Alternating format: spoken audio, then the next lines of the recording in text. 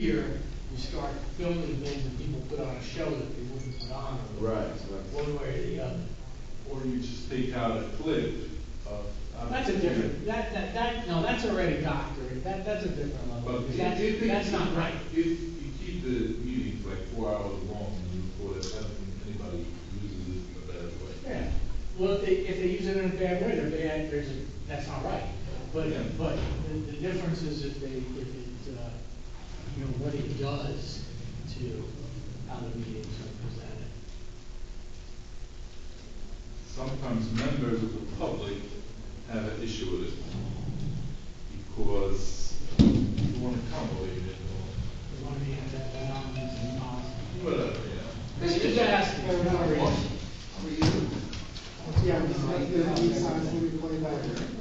Oh, why do we have you here? The pleasure of you here this evening.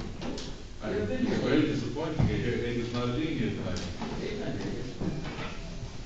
So with whom am I going to communicate? You'll give me a little hard time, right? No. How you doing? Okay. You got distracted now? Well, yes. Yep. Jerry, hi, Brett Kaplan. Hi, Brent, how are you? Good. Good. Who should you got? Fair wanted to sign in front of you so you could notarize Yeah. minor subdivision reports. Well, we got it. Oh, I have it? Right there in front of you. You have it. No? Yeah, I think you have it. Is it there or no? No, never mind, I got it. In front of you or not? Just in that one place? Yeah, you're right, it's working.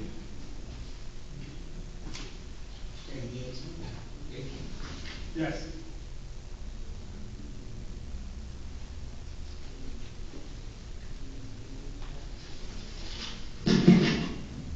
Everybody should know you're on live stream now. Right now. Yeah, it's recording. How's my hair look? Yes, Oh, very nice. So, Dave, I'm here, always you? Yes, I can't find all these names.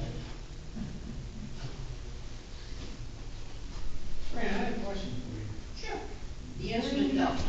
Well, I'll ask you anyway. You know, the other Is there any chance we I know. can bring that Why? table in the back, No. sit here? No. So we Oh, can what is this? sit as we present. Back up. Application. My excuse is that since there's an objector, it's easier to get your stuff together. Okay.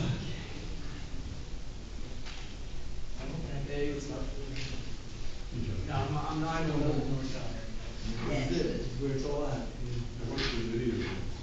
I got the videos of it, I think it's not one of the other ones. Can you send us a copy? Oh, I want to thank you. Thank you very much. I appreciate that. We're getting close to finish up. Yeah, exactly. Just like the file. First thing we'll Take his Thank one. you. Jerry. Nice Thanksgiving. Mine is, part that keeps the room colorful. Is that a good old thing? I introduce you to plants.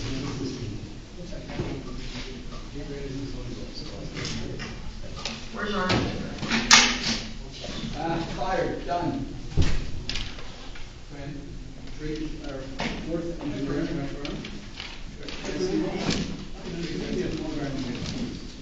Started totally set.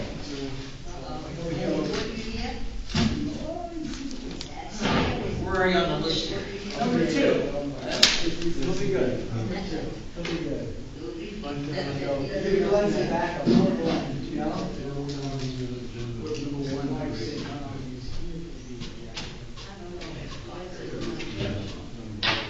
Jerry? Drake, one of our engineers. Drake Stinson. Hi, Jerry. Nice to meet you. Jerry's one of your one of the line engineers. Oh, good. Good for you. Ah, get used to it, huh? Good for you. Hey, Welcome to Lakewood. was that? You also here tonight? Is he right now? Can I hold out while you say hi to Drake, one of the new engineers? Oh, okay. Oh, Drake Stinson. One rights Remington Lake Brothers. Any complaints? He's me. I don't have to. That's all right. You guys can complain all day. There he is. How are you?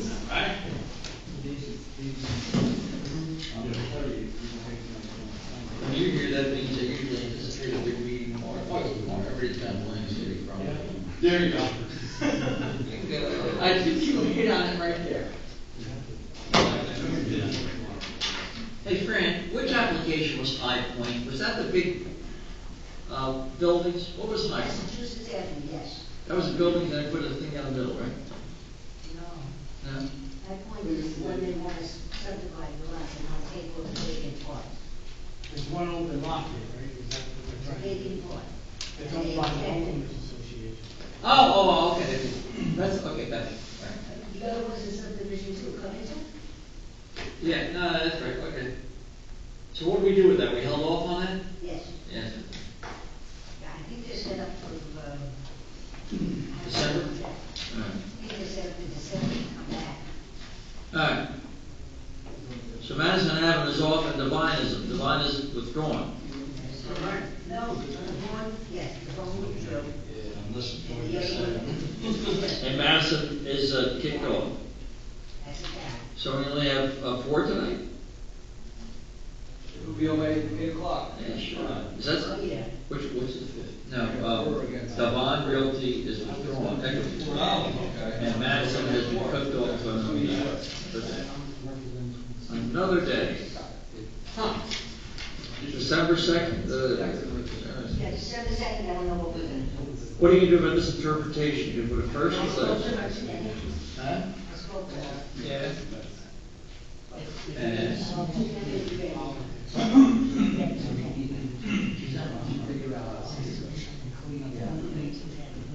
Oh? 3. You're attached to me. Worse?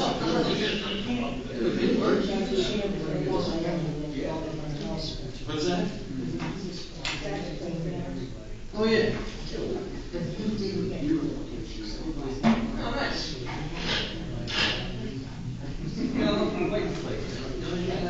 Well, this is the one that they want to see the play a little bit. Or at least that, in those days, that is.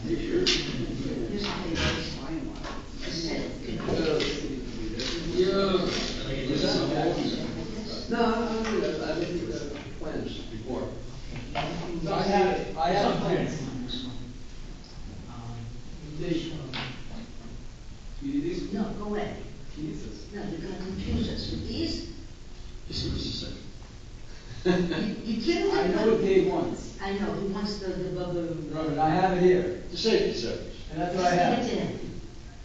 I know what you want. I can tell you what I'm gonna recommend. I had the email. Okay. You have 10 pounds of kids in Lakewood. Permanent safety services. That's what they want. Number 2. What do we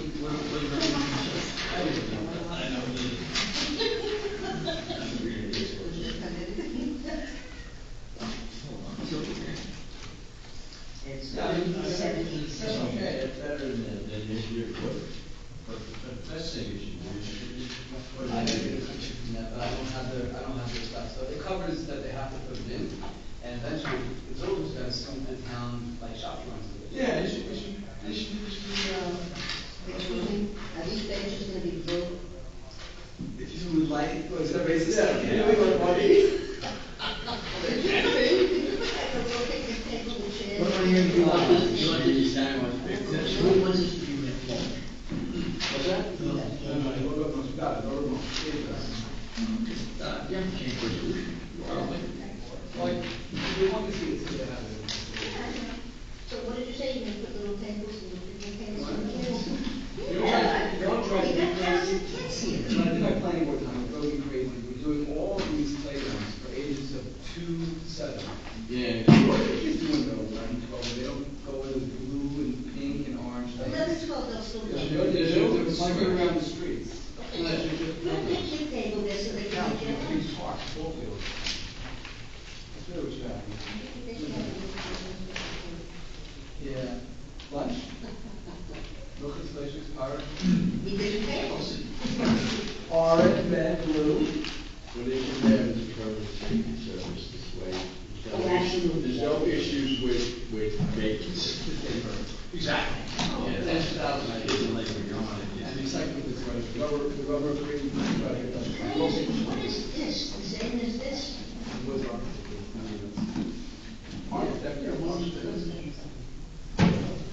This? Yeah, one's perspective view, This?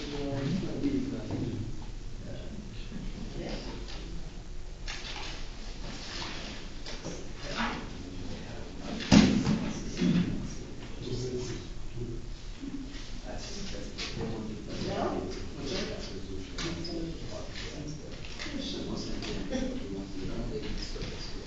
Here's the second view. One minute, I'll go get it. Somebody's trying to break it I'll down. write that over.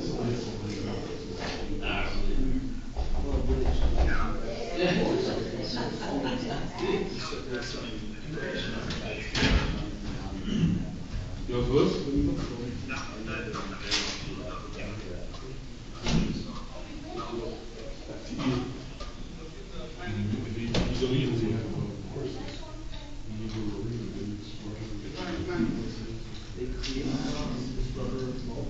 Good evening, Mr. Chairman. They don't have, it may not be legal tonight, though, because they can't find your name. I know. Oh. I don't know.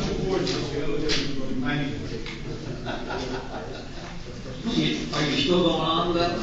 I'll bet. Wait till they get our zoning interpretation.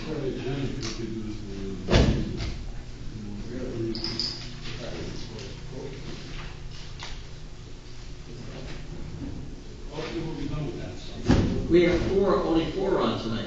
Okay, good. 8 o'clock, we're done. You should live so. You should live so long. See you, man. I got one of these, easy, quick to get one of these,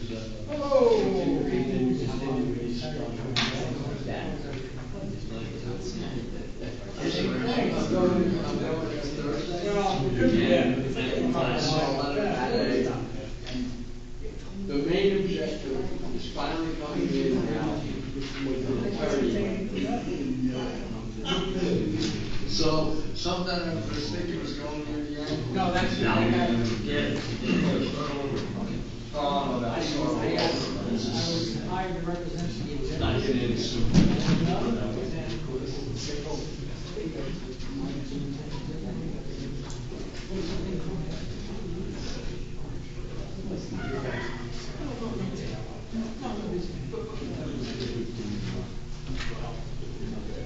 So which application are you doing today? Need your hands on it? I mean, you said balances, yeah. That's with she has a lawsuit and. But that's a whole. So now they can come to the, come to the zoning board. Yes, that's the right word. You gotta be right there? You need that stuff, yeah? Yeah. Let's work around it. You need that just for your property, you want to sit over. Yeah. Now, Okay, so let me move away here. Take care of it.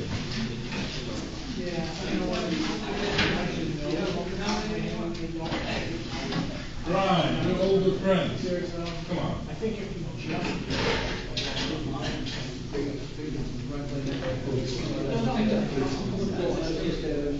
Okay. Brian, now it's good. Stay later? Oh, yeah. Brian, this is good? That is perfect. Yes.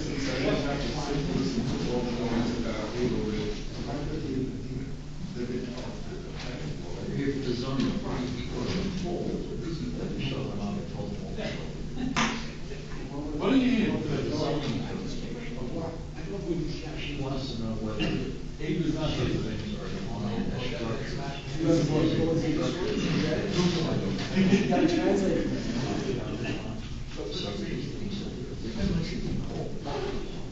within 75 feet. Told the,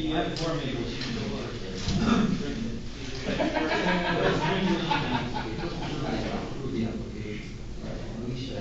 Wait till my public comment, and then say.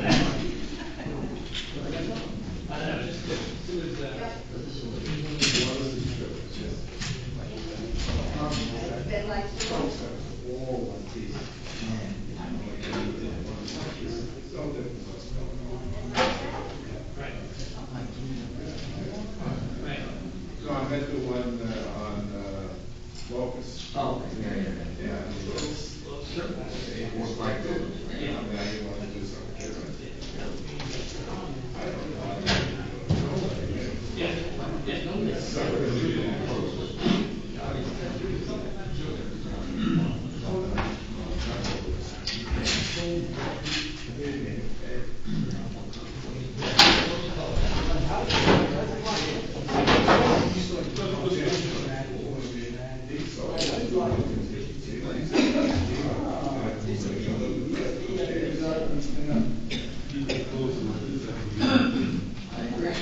Uh-oh, here comes trouble.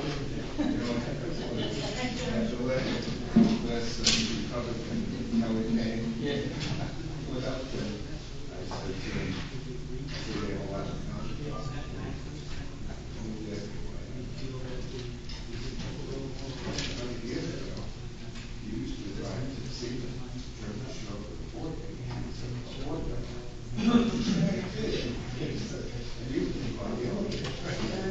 I said I should take them off. How about that? He said, that's how you got to start it. Walk into the store. How about that? Thank you. Appreciate it. And that's the signature. Here's your sure saving a little. Was it like, how was here, was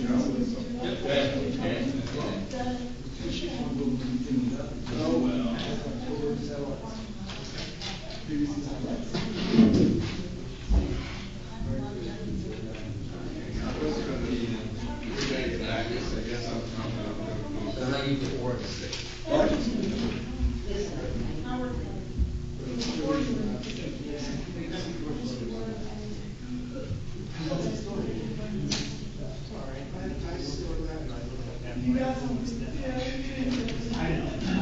trust you. Nothing happens after that. If it wasn't already. Friday night, right? He said he makes it look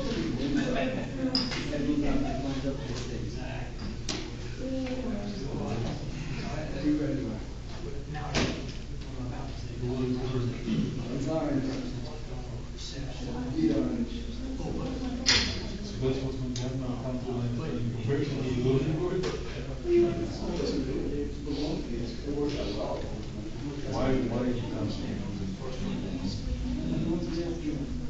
This is on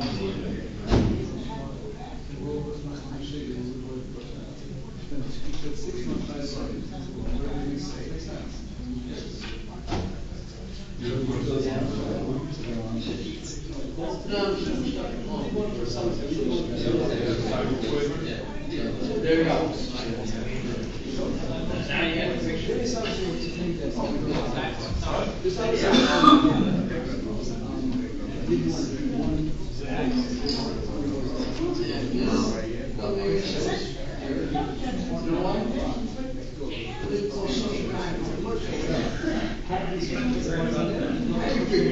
All right about that.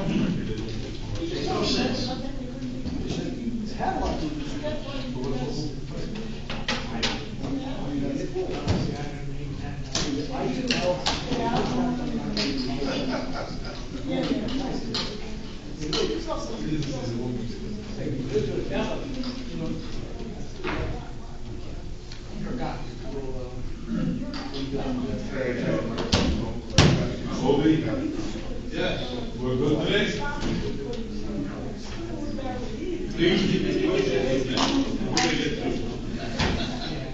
That's all I ask.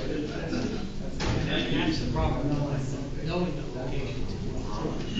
I need to show Abe that I believe on. Oh, we're gonna have a good time.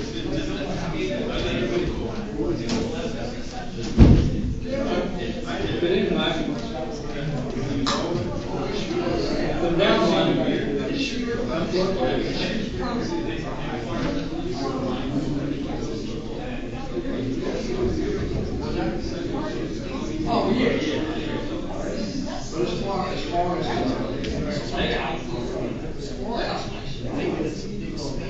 said. But, thank you.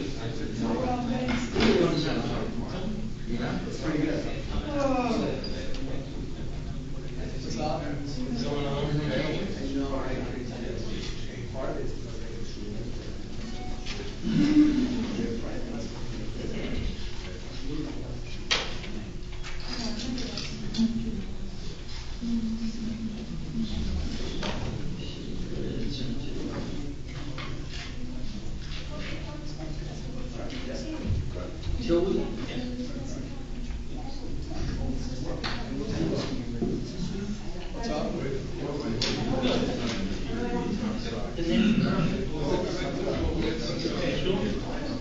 You're okay with me?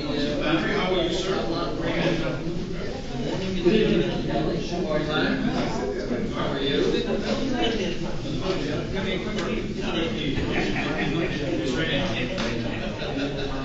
How are you?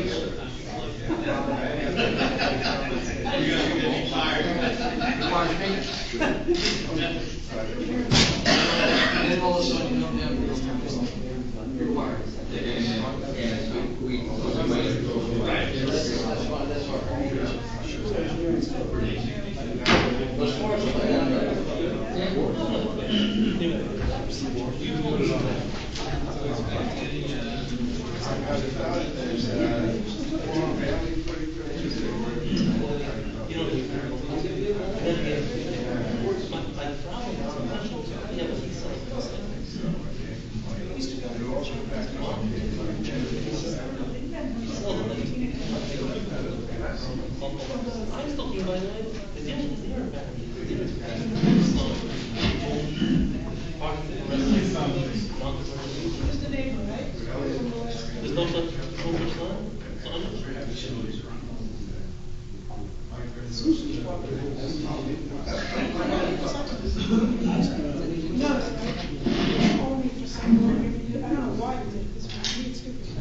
For some reason, they broke it up, so only just gets one total use.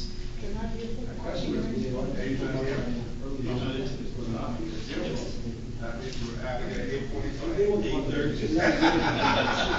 One person last year, no one. Everybody else is in there. That's good. Oh, yeah.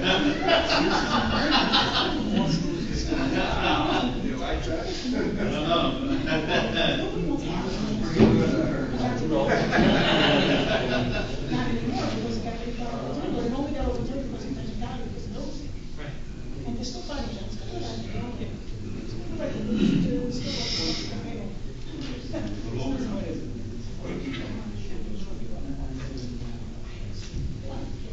I still think you should have to look at should be County Road. You get through to him? How long? No, so that doesn't mean part of it, that's all. Well, this is not the site plan. We can entitle to the request. This is not the site plan. This doesn't sound, right, that's I don't know, so. what all we're doing is, I'm ignorant.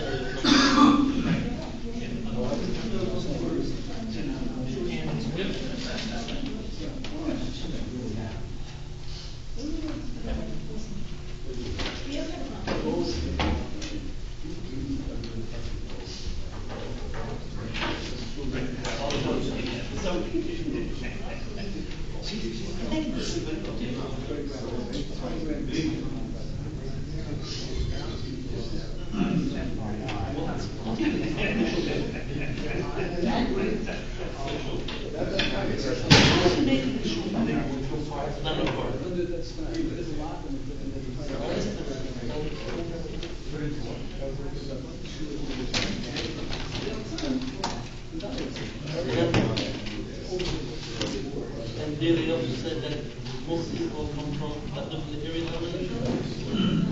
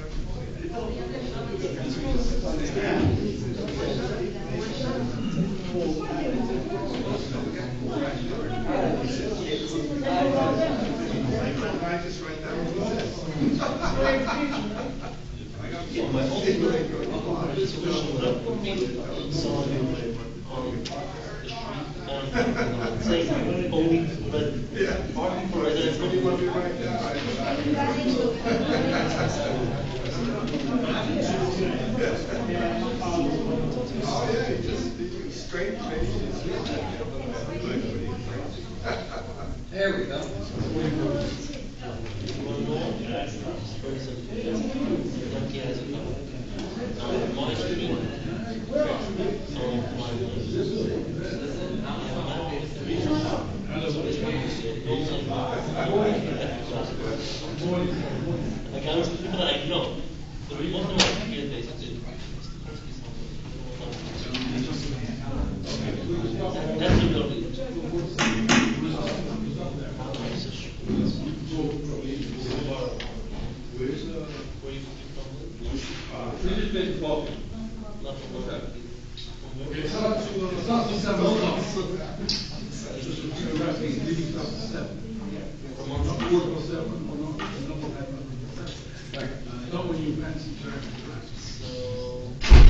I've been building it since 4 o'clock.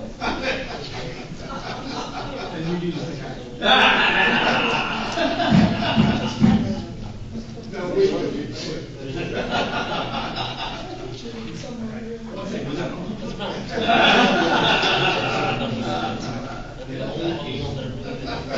right, motion's here, let's go.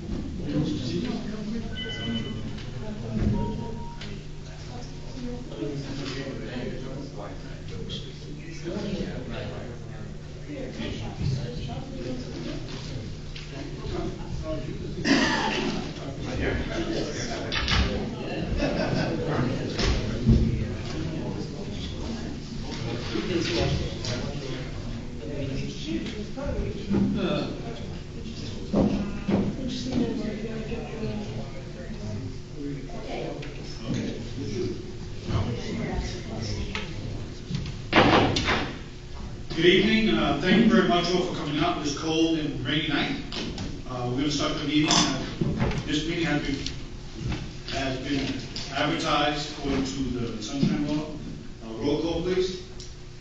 Mr. Gelli? Yeah. Mr. Halverson? Here. Mr. Langley? Here. Mr. Natale? Mr. Ribbiat? Here. Mr. Inger? Here. Mr. Gross? Mr. Gonzalez? Here. Mr. Halverson? Can everybody please stand salute to the flag? I pledge allegiance to the flag of the United States of America and to the republic for which it stands, one nation, under God, indivisible, with liberty and justice for all. Can I get approval of minutes of October 28th, please? Motion by Ruda.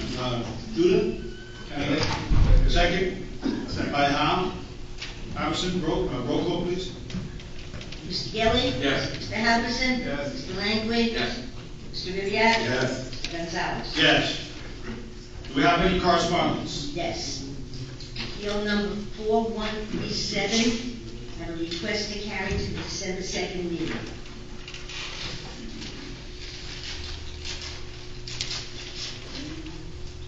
That's Madison Avenue Realty LLC, 100 Madison Avenue. All right, we have a request, appeal number 4137, Madison Avenue Realty, to carry to the December meeting. Do I have any discussion on that? Hearing none, can I have a motion? Motion by Washington. Second by Mayor Gelli. Roll call, please. Mr. Gelli? Yes. Mr. Halverson? Yes. Mr. Langley? Mr. Natale is not here. Mr. Ribbiat? Yes. Mr. Inger? Yes. Mr. Gonzalez? Yes. Okay, so anybody here for appeal number 4137, Madison Avenue Realty, that will be heard at our next meeting, December 7th. Thank you. Do we have any more correspondence? And there will be no further notice on that. No further notice, correct. I don't know if it's on your agenda or not, but appeal number 4136, Devone Equity Group LLC, that was on West Cross Street. They withdrew the application. Okay, so, do we have to take a vote on that, Joe? No, if they're withdrawing, that's fine. Okay. So anyone here, just in case they didn't inform you, appeal number 4136, Devon Equity Group LLC, has withdrawn an application and will not be heard. Any other correspondence? No, that's it. Okay, moving right along. Looking at old business, I'd like to start with one that's actually for a resolution this evening. I want to start with appeal number 3787A, Tilby Inc. on Squonkam Road. Is anybody here for appeal number? Okay. Mr. Flannery, we received your playground equipment. Yes. Can you get sworn in, please? You swear or affirm to tell the whole truth, so help you God. I do. Brian Flannery Jackson, New Jersey, licensed professional engineer, professional planner. Could you explain to us What exactly is going on? Well, there are the 3 play areas, we've shown them on the plans, we provided details of them, it's, you know, typical top lot equipment. There was a question from your engineer when I reviewed them, what the ground surface would be. Correct. And it would be the recycled rubber mulch, 6 inches thick. And just so the board knows, this gets reviewed by the state before you go to build it, because there's all kinds of codes for what you're allowed to do for kids. Has to apply to all the codes, we're gonna do resolution compliance, everything that Terry tells us we need to do, we're gonna do. So it's gonna be 3 very nice playgrounds conforming to what we had testified at the meeting. Okay, great. Do you agree with that? The only thing I would recommend, they do propose to recycle rubber mulch, which is, I think, better than the engineered wood mulch. But I would recommend that they put in a permanent safety surface, and the reason is just from a maintenance standpoint, because when it's mulch, you get moved around, before you know it, you don't have the thickness, you have to replace it. It's, You're talking about mats? You're talking about mats? Right, either mats or you do, board and place surface too. That's another way you can do it. Can you just describe what that is?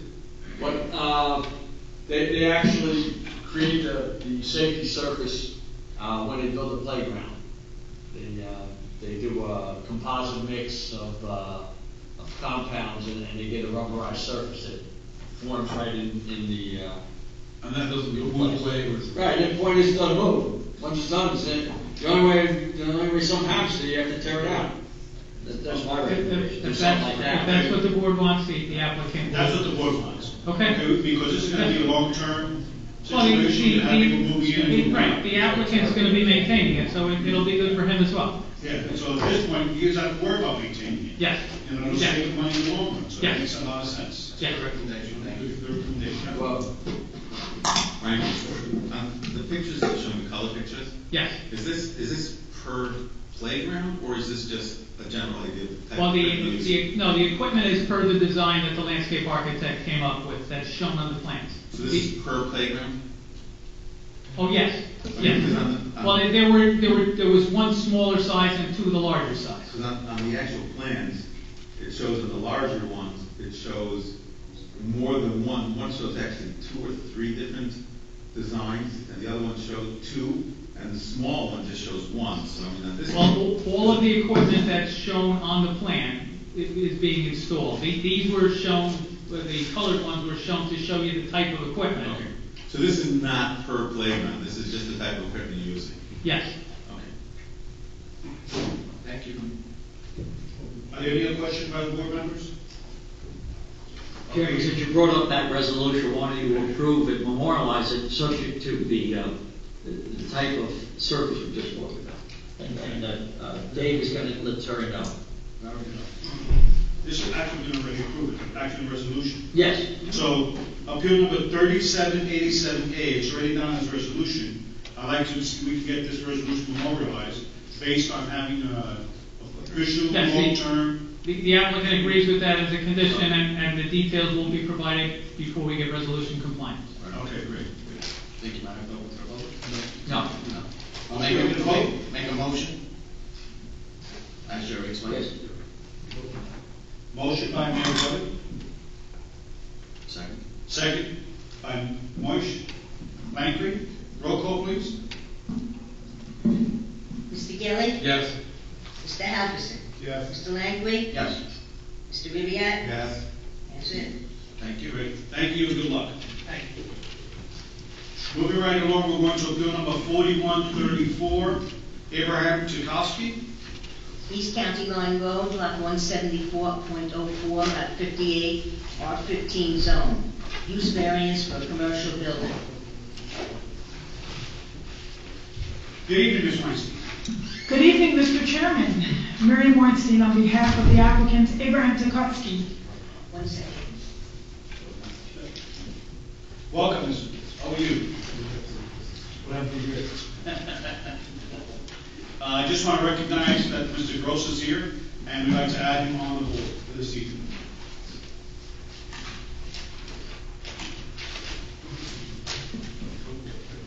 Please continue. Thank you. We are here this evening for a bifurcated approval for use variance approval only for an office building on East County Line Road in the R15 zone. As I'm sure the board recalls, we used to come before this board all the time to get office buildings approved in this area. Then the township committee went ahead and actually voted to pass an ordinance that made office buildings a permitted use in this area. However, that ordinance was overturned due to a noticing technicality. That being said, even though the ordinance was overturned, and hence the reason we're still here tonight for a use variance, because as of this point in time, that ordinance is not valid, but the governing body of our township certainly spoke and clearly felt that this area of County Line Road was well suited for office building use. I think that speaks volumes as to the appropriateness of this use, but at this point I'm going to ask to have Brian Flannery, our engineer and planner, sworn so he can provide all the testimony for the board to see that this is in fact an appropriate use for this area. Mr. Flannery, do you swear or affirm to tell the whole truth, so help you God? I do. Brian Flannery, Jackson, New Jersey, licensed professional engineer and professional planner. As Miriam indicated, there was a ordinance that was approved several years ago, and it was the ordinance.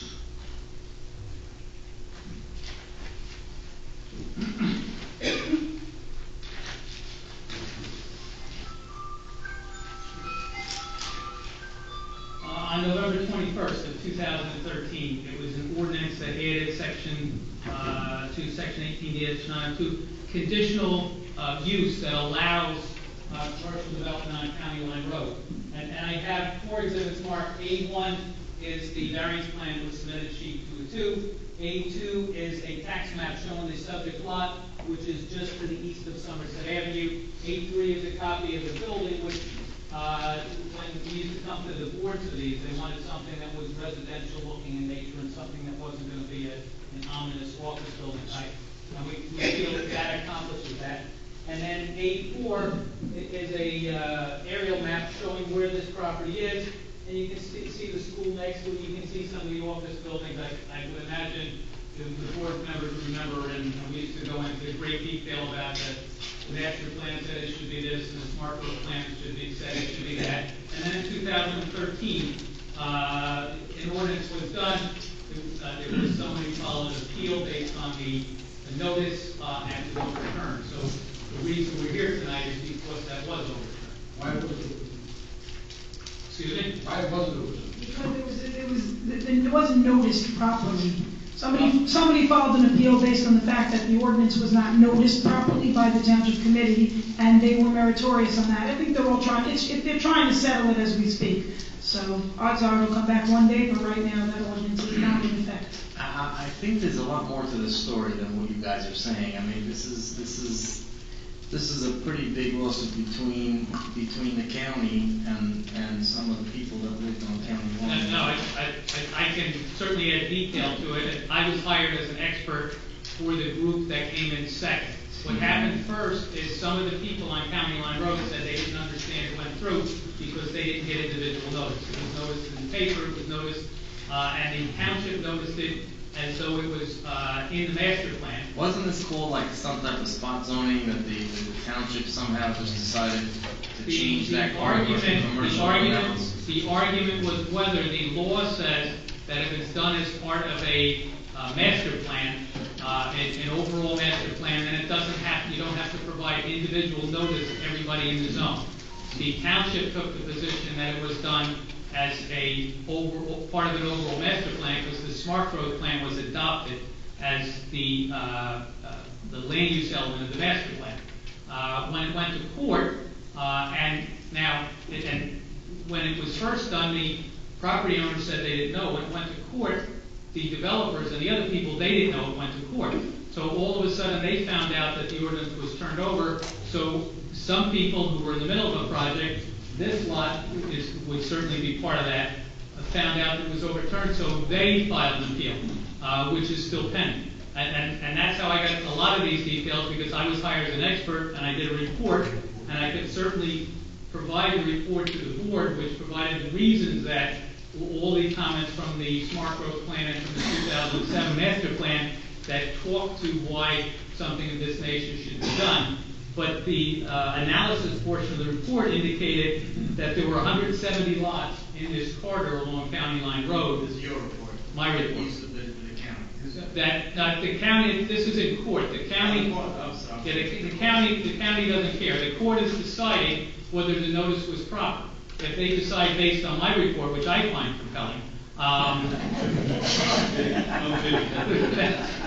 then they would say it was noticed properly and it goes back into effect. My understanding is that the parties now are talking about coming up with a settlement so that some are part of it or something happens. But all that is kind of irrelevant, except for the fact that the governing body did say that this should be a conditional use, and they provided a list of the conditions that a property would have to meet. And it was based on the fact that the zoning board was approving a lot of these because County Line Road is not the best place for a house with a family with kids. So the uses that have been developing there are schools and schools, and when the zoning board was approving these low impact type commercial uses, then when that ordinance was done, it was low impact type commercial uses that had a list of rules to follow. And now we're the first one coming back to the board because we don't want to sit around and wait for the outcome of that and then wait for the township to possibly reintroduce. Because if the township reintroduced and provided notice to 170 people that are affected, then it can be done. But I think it would be important for the board to hear the conditions that need to be met in order to have the commercial. Because they didn't say everybody there. These conditions were outlined by the city council? By the township committee in the ordinance, and they were adopted in the ordinance under section 18-1020, which is the conditional uses section. And the condition said that the property has to have a minimum frontage of 100 feet on County Line Road. And that's important because you don't want somebody with a 50-foot frontage coming in and doing commercial. It's going to create driveway after driveway and not enough separation. What's the time frame on this coming to a conclusion? It's in court. Okay. So that could be in my lifetime and maybe not in my lifetime. But it's also possible that it come out that it's possible. Can you hear me now? Thank you. Yes, yes. It's possible the township could withdraw their determination to allow, office buildings in that zone. Well, At the end of the day. the township did not have a change of heart. The township just did not feel like fighting the matter, but it's spending money on it. It's in court, and at the end of the day, as you said, there could be a settlement, there could be some type of negotiation, and as part of that, it could be the township could end up saying, hey, we're just not going to do it because we have too much opposition. It's not smart for them to do it. So, I mean, why are you putting forth this proposal now? Why don't you just wait to see what happens? Why are you guaranteeing? It's like if you're coming with an application, you're actually guaranteeing that this is going to go through, and this is going to be the outcome. Brian, can I tell you respond? We're talking about one lot, we're not talking about the whole area. Okay. That's why they're here, they're coming for relief. I understand. For this one lot. Okay, but if And they don't know. but it has nothing to do with what the township is going to have a discussion about this. The whole thing that Mrs. Weinstein came up with was saying that the township was really ruled that this should be an allowed use here is totally irrelevant. It's just an application. Are you interested in allowing a commercial building in this area? That is really the application. It has nothing to do with Lakewood Township. Why was that brought in? Well, I would respectfully disagree with you because... Well, that's you'd be disagreeing with Mr. Gelli. No, I'm not disagreeing with Mr. Gelli at all. This is a D variance, so we have to show there's special reasons. And one of the special reasons is that it's particularly well suited for this particular property. And what Ms. Weinstein has indicated is that it is particularly well suited because in 2013, the governing body unanimously adopted an ordinance that said this lot should be able to be commercial because it has 100 feet of frontage. And the reason I wanted to read these is so that the board can make an opinion and understand my logic and hopefully agree with this, that it is particularly well suited because it meets the 4 conditions that the governing body, which was reviewed and recommended by the planning board, said should be conditions in order to have a use of this type. So the governing body and the planning board in 2013 reviewed it, and per their review, they agree it's particularly well suited. It's my opinion it's particularly well suited, but the board might not find that as compelling as having the governing body and the township committee also think it's particularly well suited. Well, my question to you is this, Brian, if I can, okay? The court is deciding on, all they're deciding on is the timing of when the notice was given? The court is deciding whether the notice was adequate. If the notice was not adequate, it gets deleted like it never happened. If the notice was adequate, it goes back into effect. That has been in court. I did my report last December. So it's been in court for quite a long time. It was in court for years before, well not years, probably a year before someone asked me to do a report. So this is something that's been going on for 2 years to make one particular property. And I think when you look what's around it, these are applications that prior to that, I just went by the master plan and the smart growth plan. I'm also going to read from the current master plan why I still feel it's particularly well suited, and it's the nature of the particular lot. Okay, before you leave, Jerry, question to you, okay? Because it's in court, all right? If, by any chance, it's a bifurcated application, which I don't like either, but if we had an agreement to give them the use, and the court changes their mind, okay, could this be based on that technicality, or is that technicality just about the notice and has nothing to do with the actual property? I'm a little familiar with the lawsuit, not a lot. The court never got to the meat of the ordinance in terms of the uses and the size of the lots. It just really dealt with whether the notice was proper and said it wasn't. So there's been no, and I don't think this litigation now deals with the meat of the ordinance. I think that Judah made a good point. Forget the ordinance. Right now, there is no ordinance. So they're here now for a straight D application. Is there special reasons to permit this commercial building and the residential zone? I can chime in, but if all the neighbors got together and sued the town for turning that area into commercial and they're not happy about it, why are we continuing? That's not what their lawsuit was. Well, I can Why are we continuing to give variances or Well, I'm not saying you have to vote yes. I'm saying yes. I just want to know, like, Yes, how right you to be put a here. shovel in the ground, And this is going to get tied into the lawsuit that's all existing. And everyone who is within 200 feet got a letter to be here if they didn't like it. So, Is the lawsuit a technicality on the whole master plan, or only in this area? The lawsuit is only a technicality with respect to this conditional use that was allowed. In this area, or the whole master plan? This area. This conditional use. Also, so the people in that neighborhood sued for, Well, I'd like to provide some clarification on that. It wasn't the whole neighborhood got together. It was an application that was done across the street from Kathy Stillwell's house. And Kathy Stillwell got a couple of her neighbors together, and they were the ones that filed suit. So it wasn't like the whole neighborhood said this is going in the wrong direction. It was a few neighbors that felt they were not notified, and that they should have had input, and that they felt it wasn't appropriate. So this is a Z variance. Whether that ordinance goes up or goes down makes no difference. We only brought it up to show that it wasn't just our opinion that this use makes sense, that in 2013 it was the governing body and the master plan's opinion as well.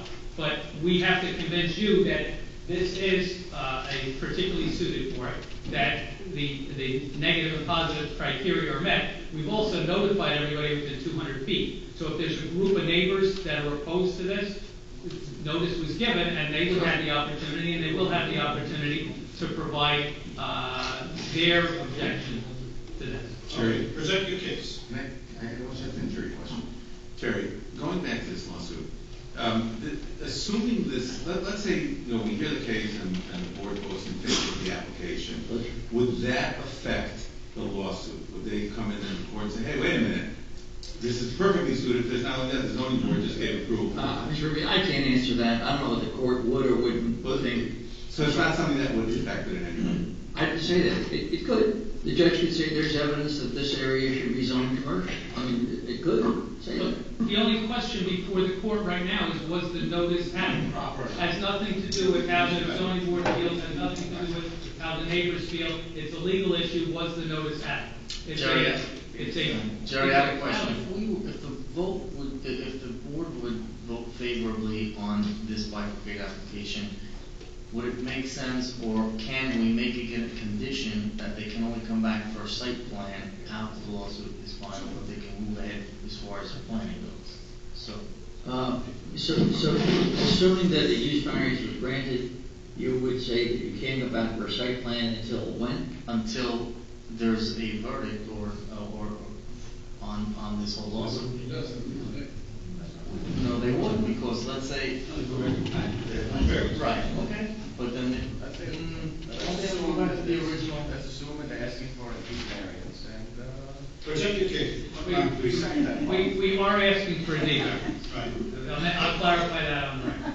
So the application, as indicated, it's a bifurcated application to allow an office use on County Line Road on this lot, which is 2 lots east of Somerset Avenue. We've shown a plan with parking in the back. I know and the board knows that all we're going to get is the use. We're not going to get the number of the square footage. We're not going to get anything on parking when we come back. We're not going to get a parking variance. We know that. And we're going to have to come back with a building that looks nice. We think the one that we've provided does look nice and is consistent with other buildings that have been done there and consistent with what the planning board likes. But if you give us some input on what needs to be done when we come back with the site plan, we're going to come back with a plan that satisfies the conditions of the board and any conditions of an approval if the board acts favorably. Can I just ask one quick question? I know that area pretty well. Are there similar sort of commercial properties along county lines that you want to highlight that are similar? Well, you can see on A4, on the southern side, and Mr. Schmuckler has copies that he can hand out so you can see closer, but on the southern side, there's a couple office buildings to the west. You can see I believe that's a school to the east, and if you go further to the east, there's also, I know the board is very familiar with these because I think there were about 11 of them that the board approved prior to the governing body saying, instead of doing this by the zoning board, let's implement an ordinance. And they picked it up in the smart growth plan, and then they followed up with an ordinance. So yes, it is consistent with the area. You can also see just to the east of us is the school. That was Rabbi Sanders' school where he started out in one building, and it's expanded to almost a campus, I should say. Is that residential right next door? Yeah, both sides are residential, and the back. The back is the show and the residential. I couldn't hear any of that, I'm sorry. To the property to the east, there's a shul that was approved at the planning board. What's on the west side? Applicant owns one next.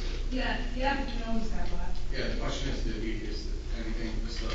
It looks like this building. We're not asking to change that. Well, hold on a second. It looks like this building's there now, right? Yes, it's a residential building, actually. That's what I'm- Okay, so it's a home. Yes. There's a shul in the back. On the east, there's a shul in the back. On the west, there's no shul.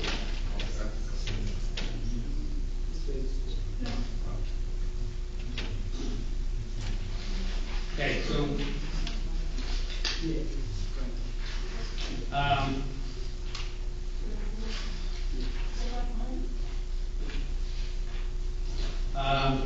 The one with the pool right behind it is his daughter's house, so this is, they're not objecting. Just to be clear. Are they living there? Yes, his daughter lives there, her pool's there, she knows exactly what's going on. You're not asking, there's no hardship here, right? there's no hardship. It's a D variance. We have to show that it's particularly well suited. The variances generally fall into three different categories, either a hardship, which we're not saying. It's not gonna be a self-made hardship, right? But, no, if I was gonna talk about a hardship, I'd talk about the hardship I did on the previous 11 that you approved, that the traffic on County Line Road, is to a point where it's not very, family friendly. But really, this is one that will benefit the, public, good.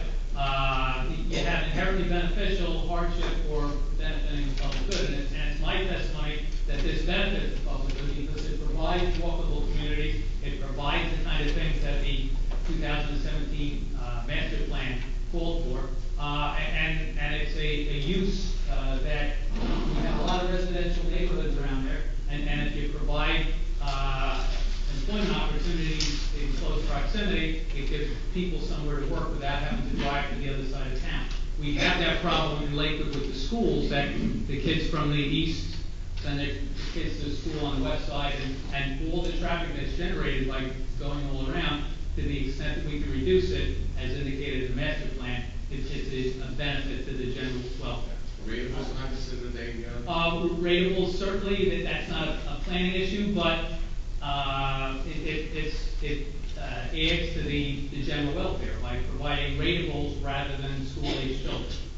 I have a question on your proposed, traffic egress and out, and, it looks to me that you're going to, that if I'm reading this correctly, you're going to have the exit side where they can make a left and a right turn, but it's smacking, if you look at the picture that it's supposed to just give out, it looks like there's a turning lane with a striped yellow line in the middle right over here.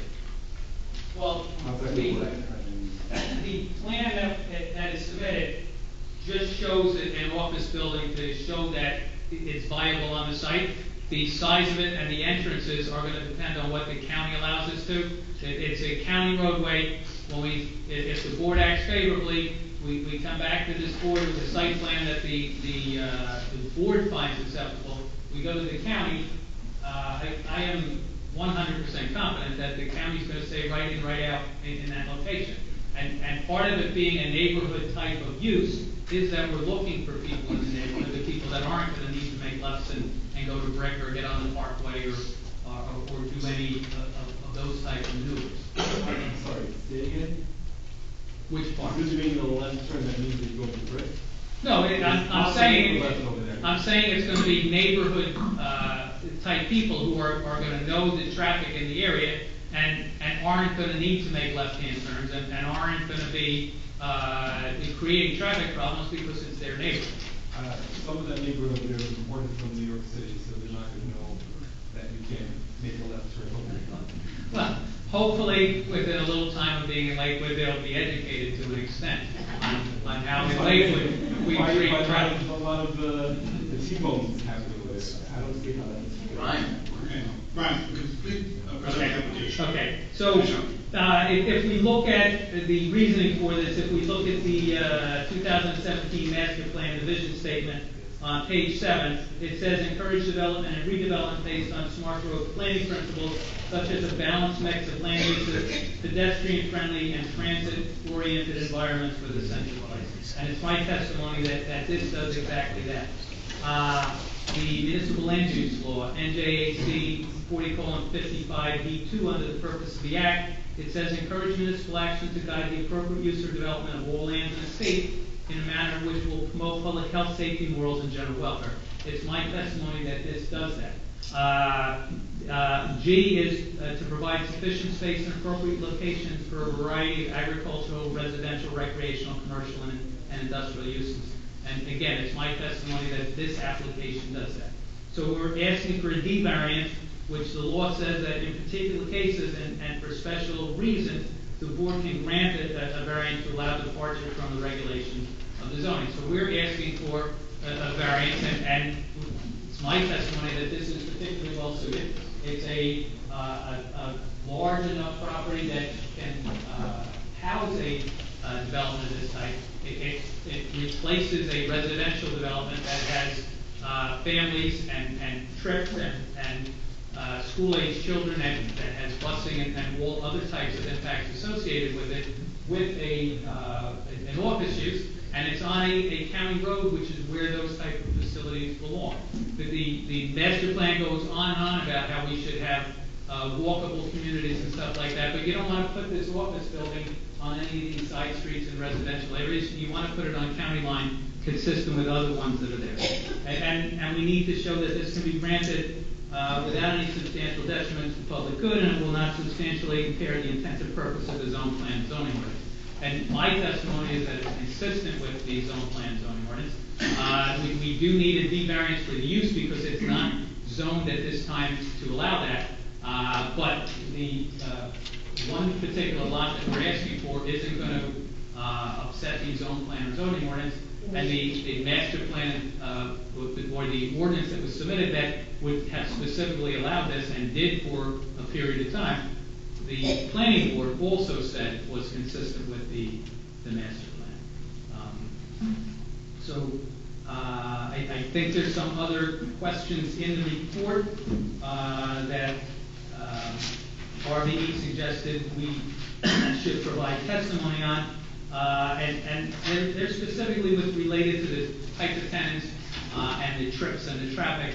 And those are items that if the board acts favorably, when we come back, we will have a traffic report.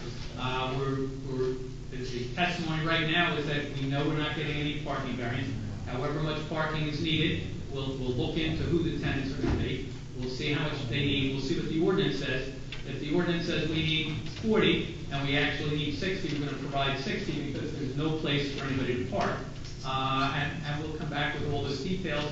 We'll come back with architectural plans that if the board thinks that we need an improvement over what's there, we'll come back with the engineering, the stormwater and everything to show that there's no adverse impact on the neighbors.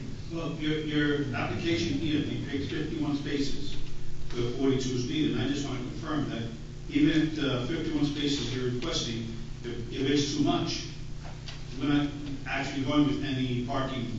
That's correct. If we come back and the board says that's not enough parking, then we need to provide more parking. Well, it's also the other way around. It doesn't. I think what the chairman's saying is this doesn't guarantee your total square whatever. That is correct. That is correct. And we acknowledge that. We acknowledge that at the beginning. Where it's a bifurcated application. I gave my opinion that this is particularly well suited and that it meets the criteria to grant the D variance to allow this type of use. If the board agrees and acts favorably, that's all we get is that it can have this type of use. The size of it, the number, all get discussed at site. All right, great. I just want to open up to the public right now. Anyone from the public want to be heard on appeal number 4134? Please step up and keep the comments directly to the application. Mr. Klein, welcome. Thank you. Mr. Klein, raise your hand. You affirm to tell the whole truth. I affirm. Question, could I make a comment or question only if I object the application, or I don't have to object? You don't have to object. Okay. Sidewalk. No, there's no sidewalks now because they're not coming for the final. My comment question, it was just now passed a master plan. Mr. Langtree was on the committee, the master plan committee. He chickened out in the middle. What? Ask your question. So basically is the master plan committee and the planning board could have voted that this whole county line should be commercial. There wouldn't be any lawsuit because the master plan was advertised. And then the township committee would have voted on it and we would have had an ordinance that it's commercial. For some reason is, I don't know, Mr. Langtree could have an answer to that the master plan committee and the planning board decided by this master plan not to go with commercial, not to change that zoning that currently the court decided that it's on hold. So if that's the case, we're coming over here after they had a chance to get it done by the master plan, and obviously as the township planning board decided not to go with it. And now they're coming to the zoning board, trying to get approved one property, and once they approve one property, you're going to have to approve everything, because that's what happens when the zoning board gives the leeway to one, comes to next. I just trying to understand, Brian, I'm sorry it was a long question, it was type of comment. If Brian could clarify why this was not approved now with a master plan like this, we didn't have to be over here by the zoning board. That was the question.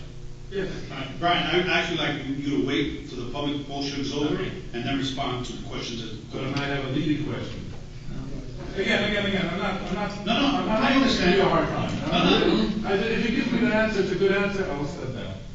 If it's possible. Well, the reason why I say afterwards, Mr. Planzone, because your question might be answered, the next person coming up might want the same answer to the same question. Okay, And this way you can respond. You'll give me the courtesy as if I have a leading question, I should be. I'll give you the Okay, courtesy. thank you. Anybody else from the board would like to get up? Appeal number 4134, please come forward.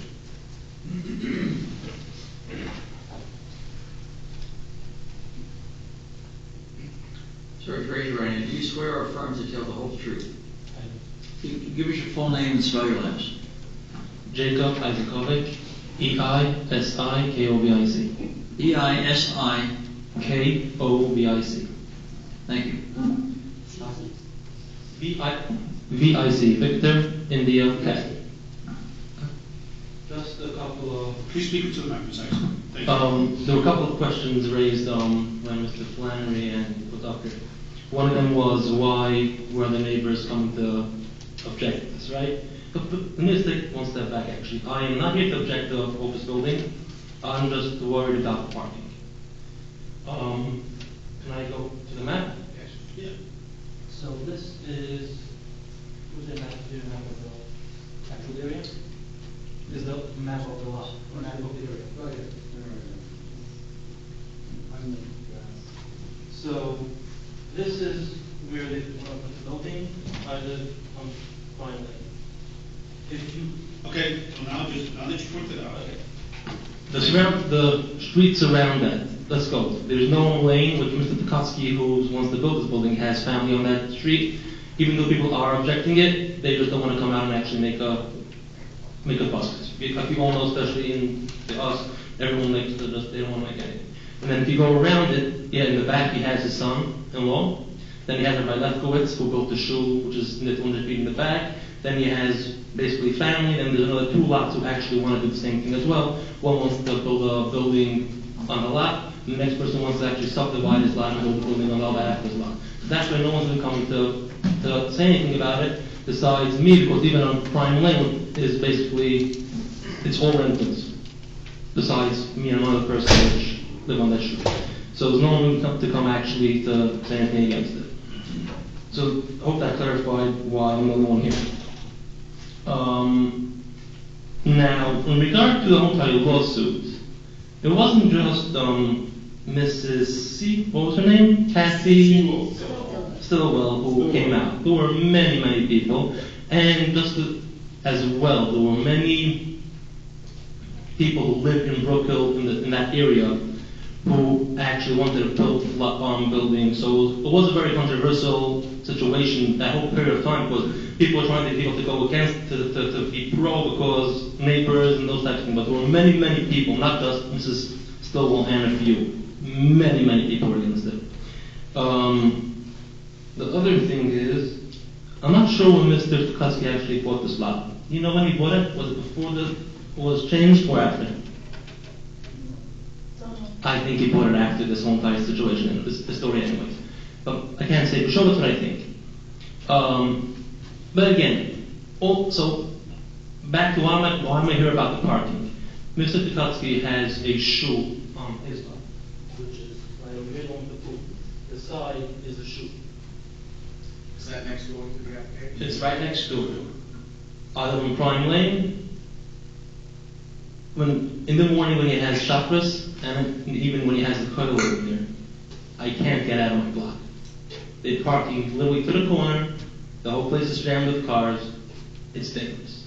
I'm scared to drive out, and I always, whenever my wife leaves the house, I always tell her, sorry, be careful when you make the turn, so you can't see.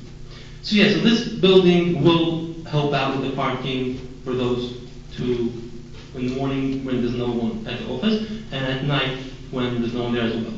But I just don't want to have a situation that I am in now, the whole 24 hours. You can say, so, I'm not sure what you guys could do or can do. Like I said, I'm not against an office building. I don't mind people doing what they want to do. I just don't want to suffer the rest of my life with cars and no parking. So your main concern is the parking? Absolutely. But it would be better if there is this office building, then we more parking. The question is, I don't know how big this office building is. I don't know how many parking spots is. Don't forget, you're not in the area, you're not in not sure, downtown Lakewood over there, whatever it's called. If there's no parking in a parking, you park on the road, you park next door. If they're parking on the road or parking somewhere, not in the parking lot, that means I am going to be suffering. Parking in your driveway? In the driveway, we want to count people. What he's trying to say is no off-street parking. because it's Exactly. on- And if you go to the other office buildings on County Line, Solo has 2 buildings. I'm not sure if you know what it is. It's these buildings. You know what it is? Right. So if there's nowhere to park, they park actually in the Schuylkill Street or whatever it is, but they're not clogging up any residential areas. If this is going to be an issue, it's going to be an issue. So that's why I'm here, and I think Mr. Flannery thinks there is enough parking. I don't know what he thinks or doesn't think. But and as well, one other point, Mr. Flannery said that it's good to have an office building in the area because people go walk to the office.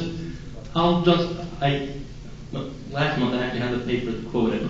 This month I just looked at it, I didn't bring it. Mr. Flannery said when they built this shul at the Koski that there's not going to be any issue with parking because it's the people in the area who use the shul.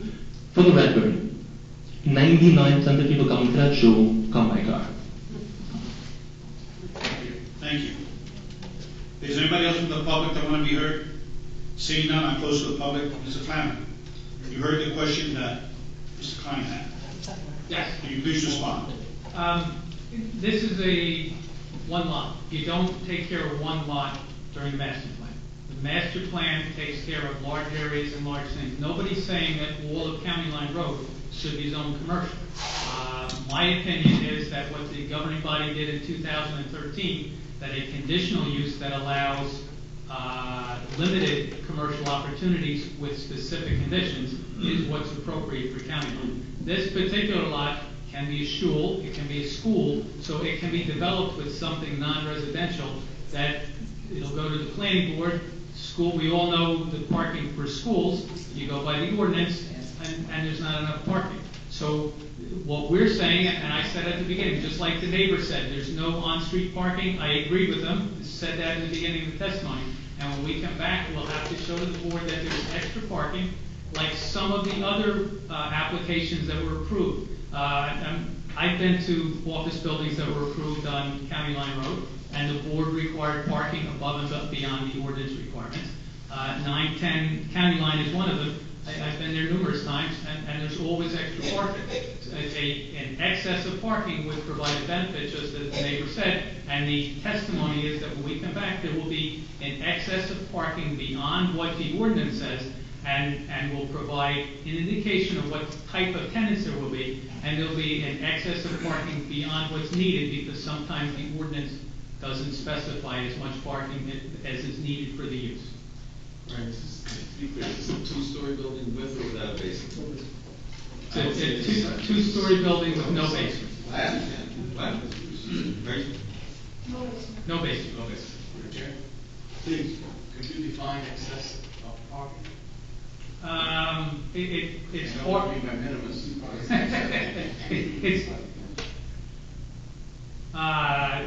It's hard to define, but the application that was submitted was, we said 42 were needed and we had 50. So that's between 5 and 10 spaces, and it's 10 to 15% more, and it would be the same type of a ratio. Okay. A good question was raised. When really was this land purchased? I mean, if he purchased it after That's the lawsuit irrelevant. was filed, That's irrelevant. what, then he's. What if it's a it's contractor? It's a self-made hardship, because he's the person who has the property. This is not a hardship. I mean, not hardship, Even Okay. even if it was a hardship, hardships go with the land. So it's an interesting question, but it's really not an appropriate question. okay. And I don't know the answer because it wasn't appropriate, so I didn't answer. Does anybody else have questions? Can I get a vote on application 4134, use variance? Keep in mind that there's nothing here that we're committing to. We're just committing to the fact that it's going to be used for commercial purposes, but that's about it. No square footage, No square footage, no building, nothing. I'll make a motion to approve Motion to approve by Bush Rankin. with the condition of excess parking, no basements. We want to see where the UPS trucks and deliveries coming in, make sure the garbage and everything, we're gonna come hard on the site, so, please try to accommodate that. Second by Bush Rankin, just keep in mind. Hey, I'm sorry, Mayor Gelli.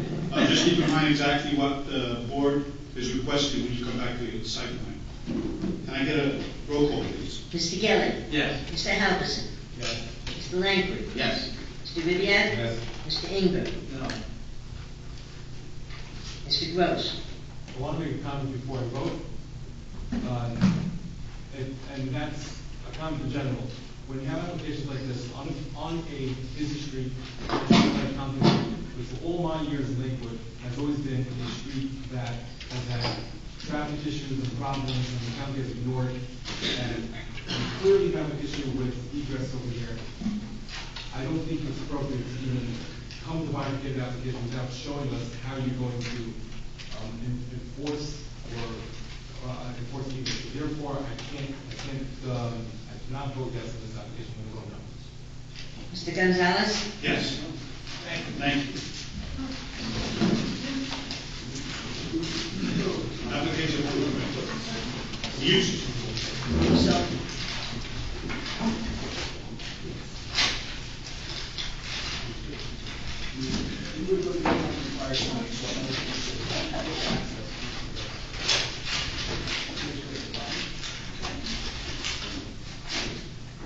Moving right along. Appeal number 3988A, Joseph Seaback.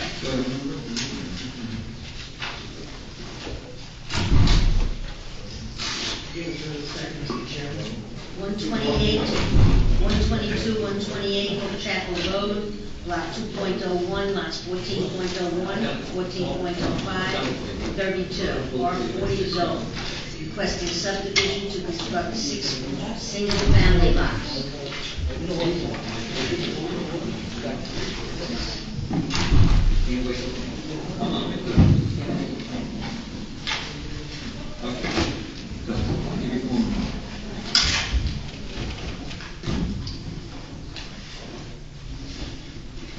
Mr. Chairman, Mr. Chairman, good evening. Sean Britner on behalf of the applicant. Mr. Flannery, who's been briefed, I don't know if you keep him sworn, pursuant, or if you sworn. No, we swear him out one more time. So, he should be sworn.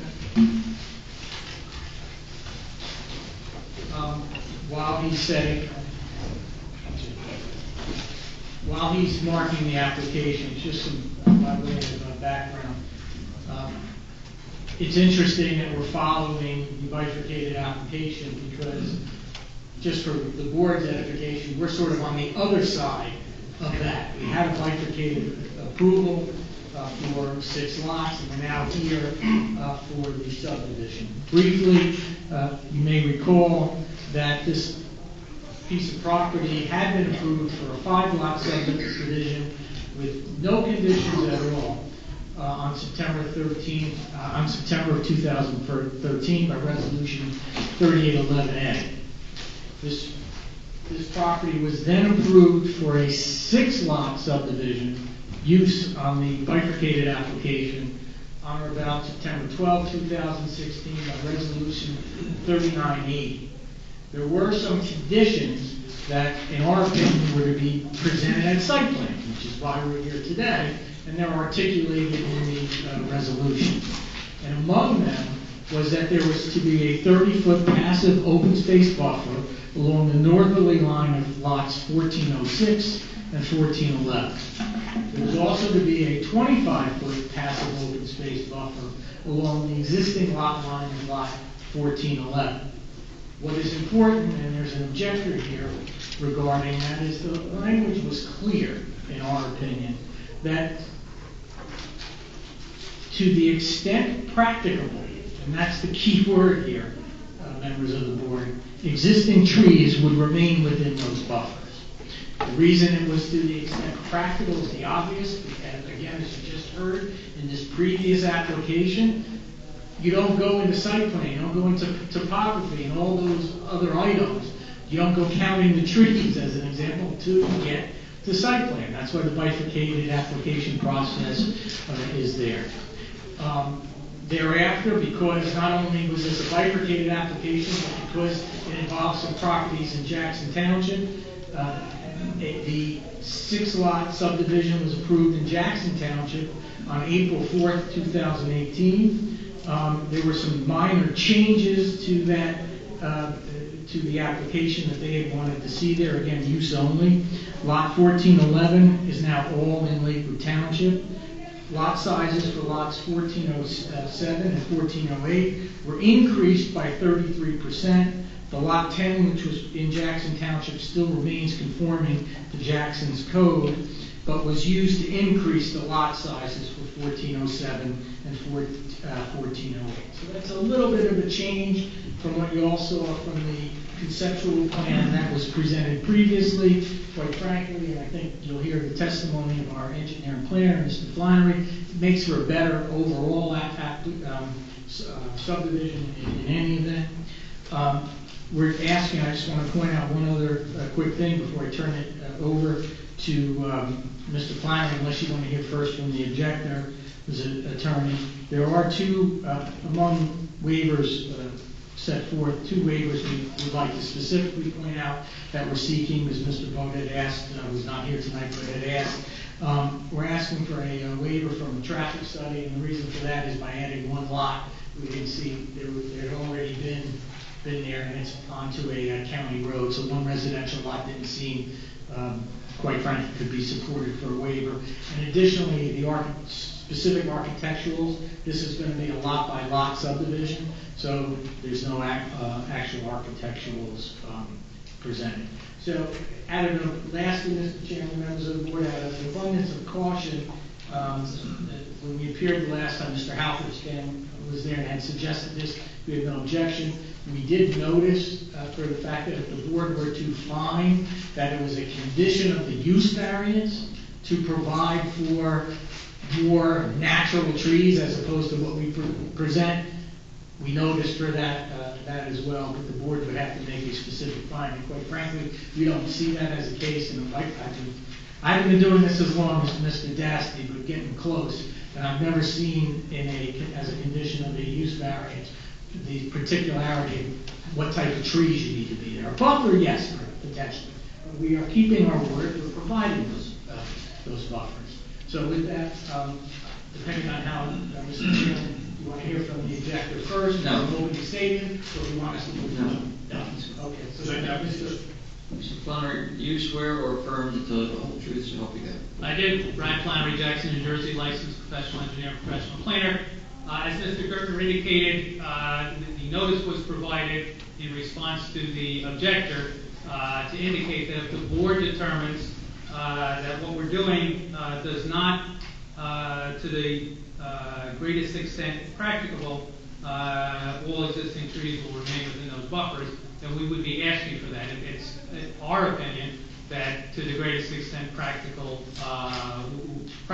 we are doing that. When the design plan was done for this, and if you look at the grading plan, you see that the cul-de-sac that's there is very steep, and it's steep to get up because it's an area that the grade goes up very heavily. In order to save the back 30 feet of trees, we would have needed a 6-foot-high retaining wall, and it would be 6 foot high for over 200 feet, and then it would gradually taper off, so it would be a 320-foot long retaining wall. In my opinion, that goes beyond the to the extent practical. Additionally, Well, may I interrupt right there to help you get along? Just to further on that a little bit, what sort of imposition would the maintenance of that retaining wall be on future homeowners? Well, the maintenance of the retaining wall would be an expense, the cost of putting it in, but I think going beyond that, a 6-foot high retaining wall to an extent is unsafe. And the intent of providing that buffer was to provide buffer to the adjoining property.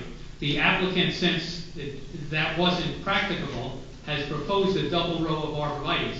And my professional opinion is that the double row of arborvitaes will provide a better buffer than the existing 30-foot of the existing vegetation, which is a typical scrub pine oak type of area. And buffers between residential? Yes, it's a residential to residential.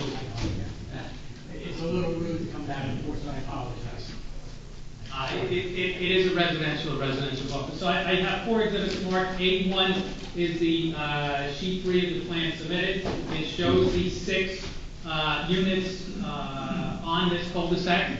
A2 is a copy of the Google Maps showing the site, and you can see currently there are 2 houses existing on there, and the second house being in Jackson Township, the bigger house. The bigger house is being rebuilt. Anybody that's been out on Hope Road recently, you see that the house that's being built there. As Sean indicated, when we went to the Jackson Planning Board, there was discussion on adding that lot in and taking some pieces off that. That was a bigger lot, so we took some pieces off that, added it to the Jackson lot, and came out with a better situation. It's still the same 6 lots that the use variance was obtained for, which is 1 more than was existing there. A3 is a copy of the tax map, and you can see the 5 lots that exist. They currently exist on there. There was no condition about saving a buffer, so the buffer that's in the back, the trees could have been taken down without providing any buffer. So again, my opinion is that what's being proposed here is better than the existing condition. And A4 is the existing conditions plan, just giving the board a kind of an idea of where the 2 houses are. The houses that are there, the one that's coming down that straddles the Lakewood Jackson line is in blue on the right-hand side. The new one that's being constructed is in blue on the left-hand side. So the lots are nice-sized lots. The buffer to the east, the 25-foot buffer, it was practical to leave those trees, so those trees have been retained. And in the back, we're providing a double row of arborvitaes. If the board's professionals or someone feels there's something else to improve that buffer, but I think the double row is a better buffering than 30 feet of existing. So if we get to the report now, again, the variance, as indicated in Terry's report, the variance was granted. It's my opinion that we comply with the conditions. We have provided a buffer to the greatest extent practicable. We left the existing trees. Where the trees could not be saved, we put something back that's better. The bulk variances that required were previously granted. It's nothing different bulk variance-wise than what was asked for previously. And also, I should point out, consistent with the layout of the 5 houses, just by taking more of the Jackson, we were able to have 6 houses on that cul-de-sac. The design waiver for the radial, non-radial lot lines is similar to the existing condition. There's a comment that a waiver is required from providing street trees and utility easements, and we would certainly agree to provide street trees and utility easements. There's no reason for that design waiver. And a partial design waiver is required from providing curb and sidewalk along the entire Hope Chapel frontage, and that would be respect to the Jackson part of it. We will certainly put a curb and sidewalk along the entire portion of Hope Chapel and Lakewood. I can make a representation, quite frankly, but if the Jackson's ordinance requires either the imposition of sidewalks or payment to a fund. And certainly, given the fact that it would be in Lakewood, the odds are once it goes back to Jackson, if the board were to require the imposition of sidewalks to continue on the Jackson side, the applicant would agree to do that in lieu of the fund. Mr.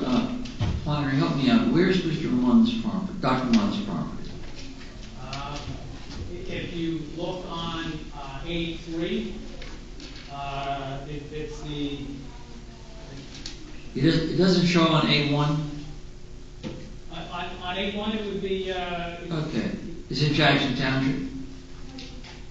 I believe his lot is in Lakewood, comes off All right. Clear Street Road. Part of his property is in Jackson, but his property is on Clear Street Road.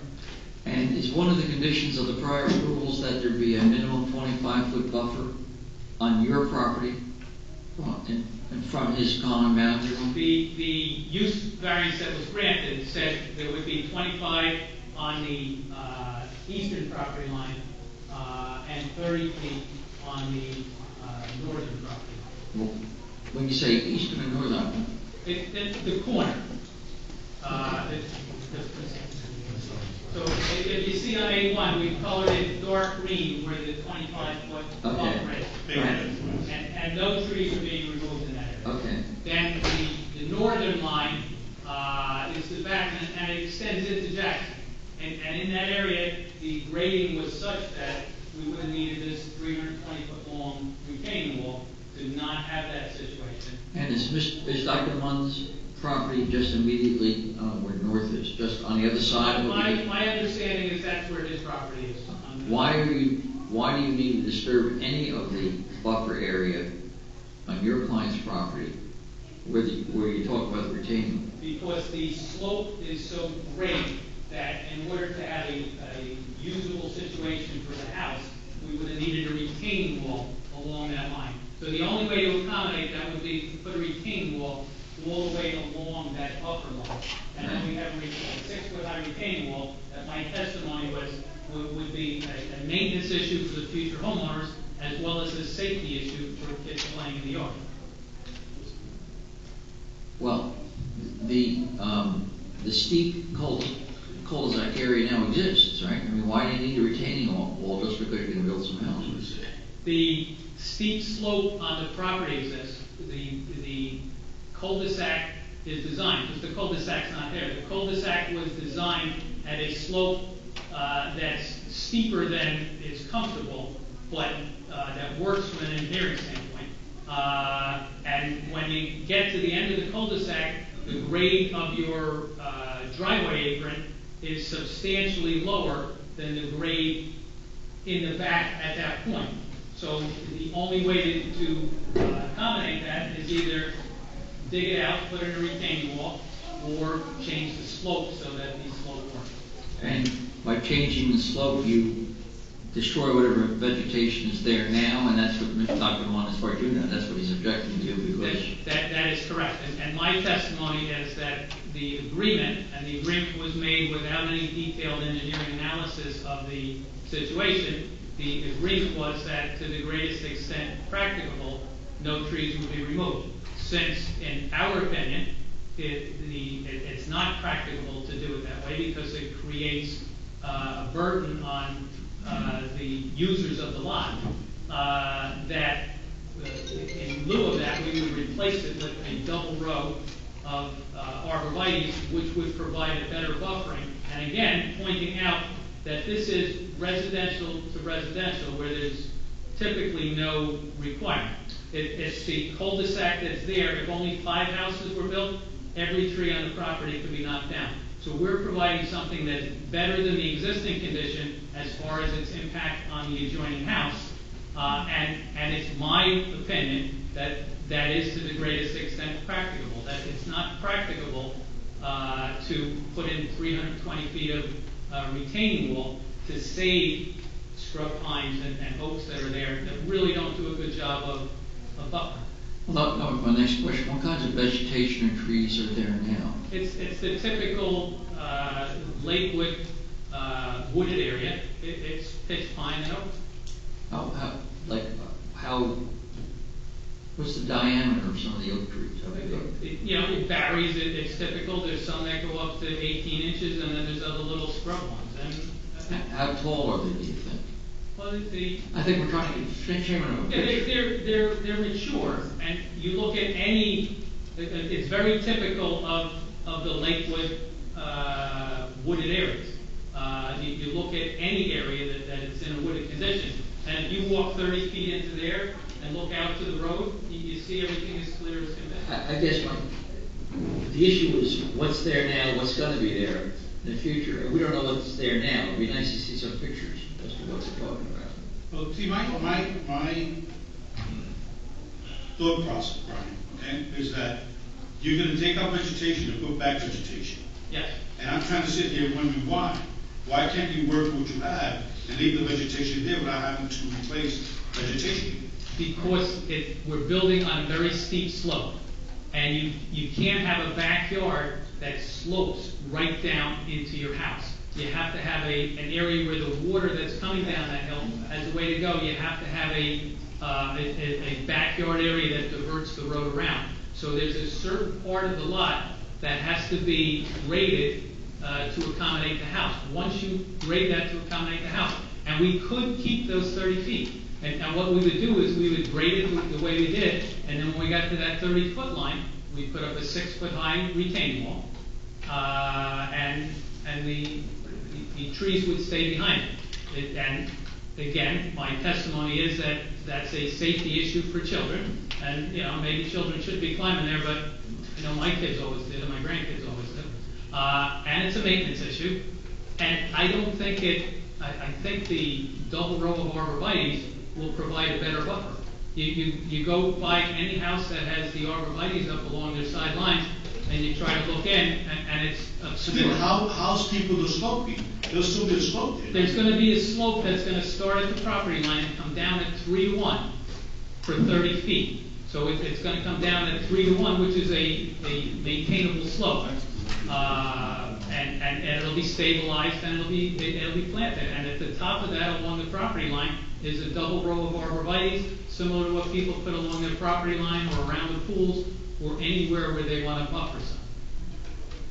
If I may, the fear of over-trying the case, but I think it's important, Mr. Chairman, members of the board, as we see this, as we see what the board wanted a use variance, and as what the applicant is presenting here, the key was to make sure and to provide the buffers, right?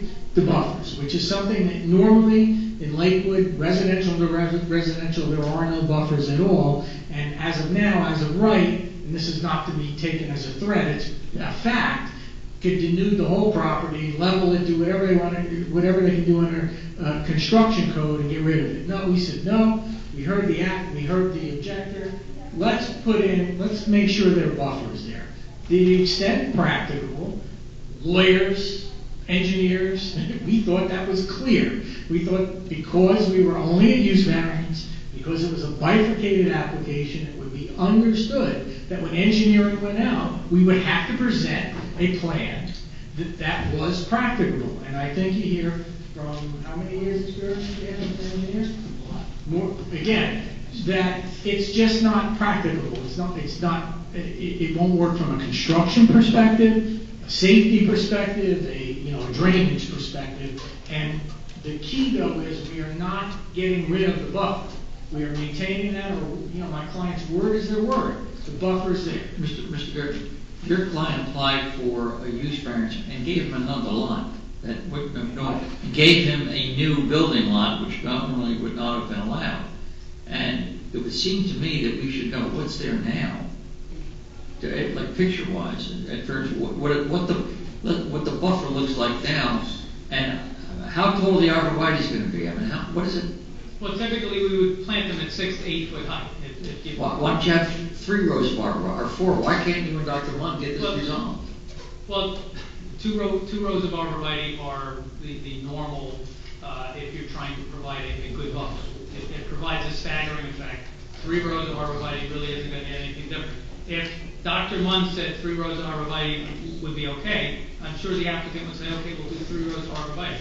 Dr. Mund is pretty much saying, don't disturb it, leave the 30 feet of the existing trees. And I understand what you're saying, and if the board doesn't really have a comprehension of what 30 feet of existing vegetation is, well then we should probably come back, and we could get pictures, we could do some exhibits to show you what 30 feet of existing trees. I thought this issue has come up often enough, and I know what 30 feet of existing trees is, and you see right through it. It's especially in the winter, as opposed to the arborvitaes that year-round will provide. And if the board acts, favorably acts on this, we will have the language that's required on there, that 30 feet will be maintained in perpetuity. There'll be no structures. There'll be all the things that the neighbor wanted, except for the existing trees. And in my opinion, what's being proposed is better than the existing trees. But if the board isn't comfortable with an understanding of what that difference is, then we would have to come back with that information. I'm coming, please. I'm sorry. Can I ask a question? The application here is to add another lot. Well, the use variance was already granted to add another lot. When that application was presented, the neighbor came and said, I'm not comfortable with the buffering that I'm going to be getting. And the two parties said, okay, and they came up with that language. And unfortunately, nobody went out at that time to measure, because if they went out and measured at that time, we could have had that conversation. But as Sean indicated earlier, this is a bifurcated application so that you don't spend a lot of money going in the wrong direction, only to have the board say no. So it's right after the proof of 6? Yes. Okay. Yes. So just the question is the buffer. That's correct. And who, the buffer agreement was between you and the other gentleman? We didn't require the buffer? It's in the resolution. So the other gentleman came, and that condition got put in the resolution, and it says, to the maximum extent practicable, all existing trees will remain within those buffers. So now the determination that needs to be made is what is to the maximum extent practicable. It didn't say under no circumstances, because then we would have just had to put in a retaining wall. There would be no question. We can do it with a 6-foot-high retaining wall. In my opinion, that's not the best way to do it. It's not the best way to do it for the future owners of these homes, and it's not the best way to do it for the neighbors, because the neighbors will be better served by the double row of arborvitae. Right. The house on the top left-hand corner, is that house in Jackson, right? Oh, this house, yes. No, with the black line, does that depict the... The black line is Jackson, yes. Okay. So on the left of that line, above that line is Jackson. That's correct. That house is there. Jackson, that house is Jackson, and that house is Jackson. Okay, so where's the access for Jackson as far as, how are they going to do the garbage collection and all that stuff? There'll be a municipal services agreement for the collection of the garbage and everything, and that's... If I say that's addressed, I apologize. That is addressed as part of resolution compliance in planners' letters on both sides from both towns. The whole site plan, the site plan has been approved already? A use variance was bifurcation. A use variance was granted for 6 lots. It had a condition in it to save the trees to the greatest extent practicable. That's the issue tonight. Is this practicable to put in 320 feet of retaining wall to save the existing trees in lieu of planting a double row of arborvitae? I got that. The reason why I said that, I have a different question. Recently, when we see a cul-de-sac off a busy road, we've been asking for dedication, so where they would make an indentation where buses can pull over and not block roadways in order to be able to pick up children safely. Is this still something that we can vote on? If we wanted to, or this site plan has been already voted on, and now they're trying to change the resolution compliance? Well, they're not trying to change anything, right? At least they think that they want to design this buffer area in accordance with the way they think the resolution is supposed to be interpreted. The subdivision's been approved, so that's not really here tonight. The issue is whether or not the buffer they're suggesting, and they're obviously Dr. Mund has an attorney here, the buffer they're suggesting is in compliance with your resolution, and is it the best they can do, so to speak? Those are my words. Yeah, I understand about the tree, but can we make any other changes or recommendations to the site plan? There's no subdivision ahead of you. There's no subdivision application ahead of you. In front of you, excuse me. But this is the subdivision application. So this is a subdivision application consistent with the use variance that was granted. So the question as far as the school bus, that's a RSIS compliant cul-de-sac that a school bus can pull in and turn around as long as there's nobody parking there. We've shown sufficient parking, and the township engineer is going to make sure we have sufficient parking. So your testimony is that a bus could If drive there's in no there cars- and turn around yes, without backing up? If there's no cars parked in there, it could turn around and pull out. Okay. So it will be up to the residents on that cul-de-sac to not park cars so that their children can have a bus come in and turn around and pick them up. Okay. Brian, is that your testimony? That is my testimony. Okay, can I hear from the objector's attorney, please? Oh, can I ask a question? Yeah. Any questions? Brian, real quick. Fine. First of all, on the middle lot, I think that's 14.03. So why did you design it so far back, so that you could preserve the front yard setback? Is there any other reason? 1403. That's the middle right side. Can I approach and then I'll walk back? The third one up on the right side. The middle right. 1403 is the existing lot. Okay, so whichever lot is the middle on the right side. The third one up on the right side of the cul-de-sac. Why is that correct? No, one now, one's the middle one. This one? Yes. 14.10. Okay, that's 14.10. The reason why you pushed it so far back is because of the front yard setback, correct? Yes. Why would you rather ask for a variance in the front yard setback to give them a practical backyard? Well, they have a very big yard, and if we move it up, it's going to limit the length of the driveway. And we feel that the parking in the driveway is equally as important. And since they have a very large side yard, they have for where the kids can play. It could be at the meeting that the board members requested that way. Okay, so the cul-de-sac. Because it does create a different problem, which is now you're very close to the neighborhood property. Even though you are putting the buffer with obligated there.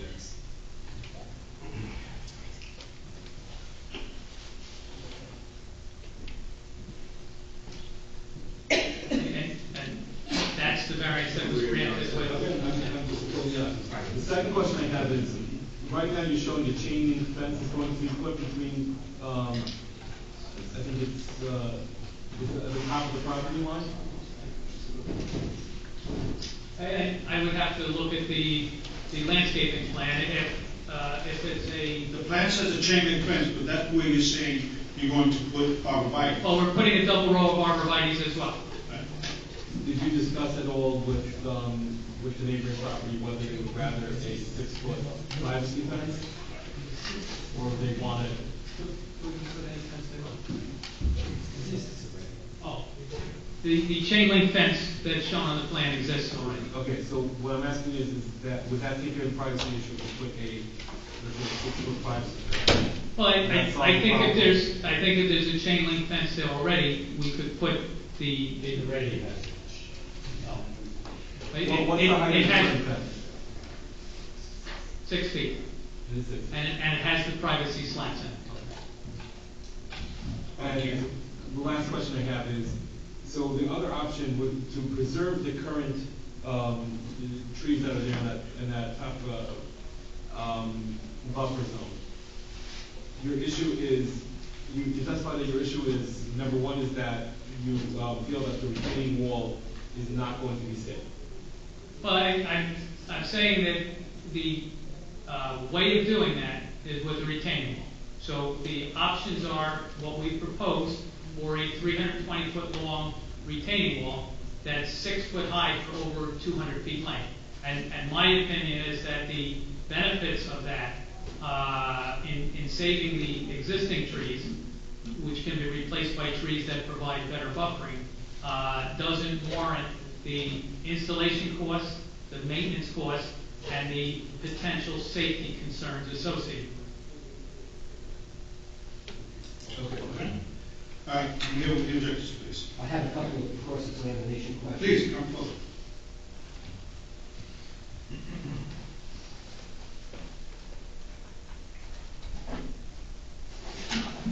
I also have a direct case for a planner with me, so this is just my cross-examination, Mr. Planner. Okay, can you introduce yourself, please? Alan Weiss, I represent Dr. and Mrs. Monk. They're adjoining property owners. They own a home in Lakewood. Couple quick questions. No, he's the attorney for the. I'm the attorney. Where's their lot? Where's their lot? Come on. What lot? 201. Lot 15. Right.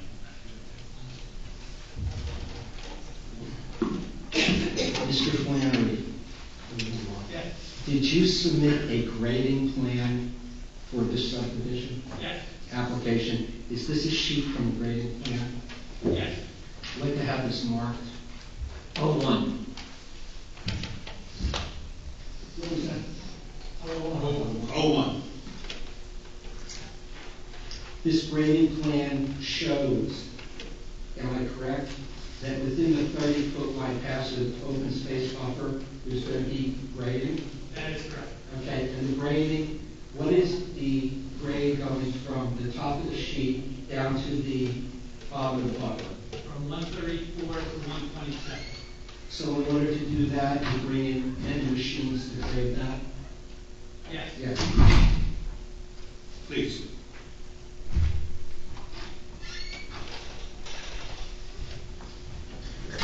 Next question. You were here and testified when this application received its use variance a couple of years ago, correct? Yes. At that time, was this grading plan submitted to the board? I don't recall.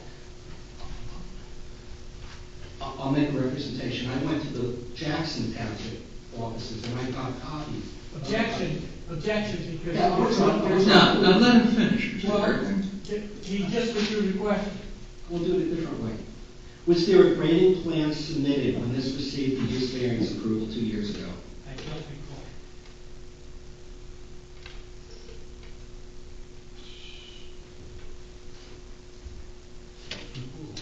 Next question. You talk about this wall. Has there been a plan submitted to this board for this application for this wall? No.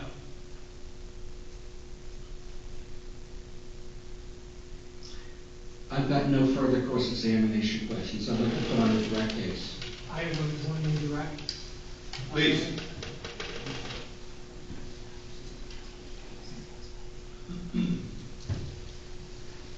Two questions. First question is in any construction project where they're heavy machinery. Yes. Second question, where is the projector's house in relation to any proposed footprint? Is it not approximately 300 feet away? You can see on A2, the applicant's house would be as indicated, to the north of the property. It's kind of tough to get a scale out of that, but it's a substantial difference with wooded condition. Thank you.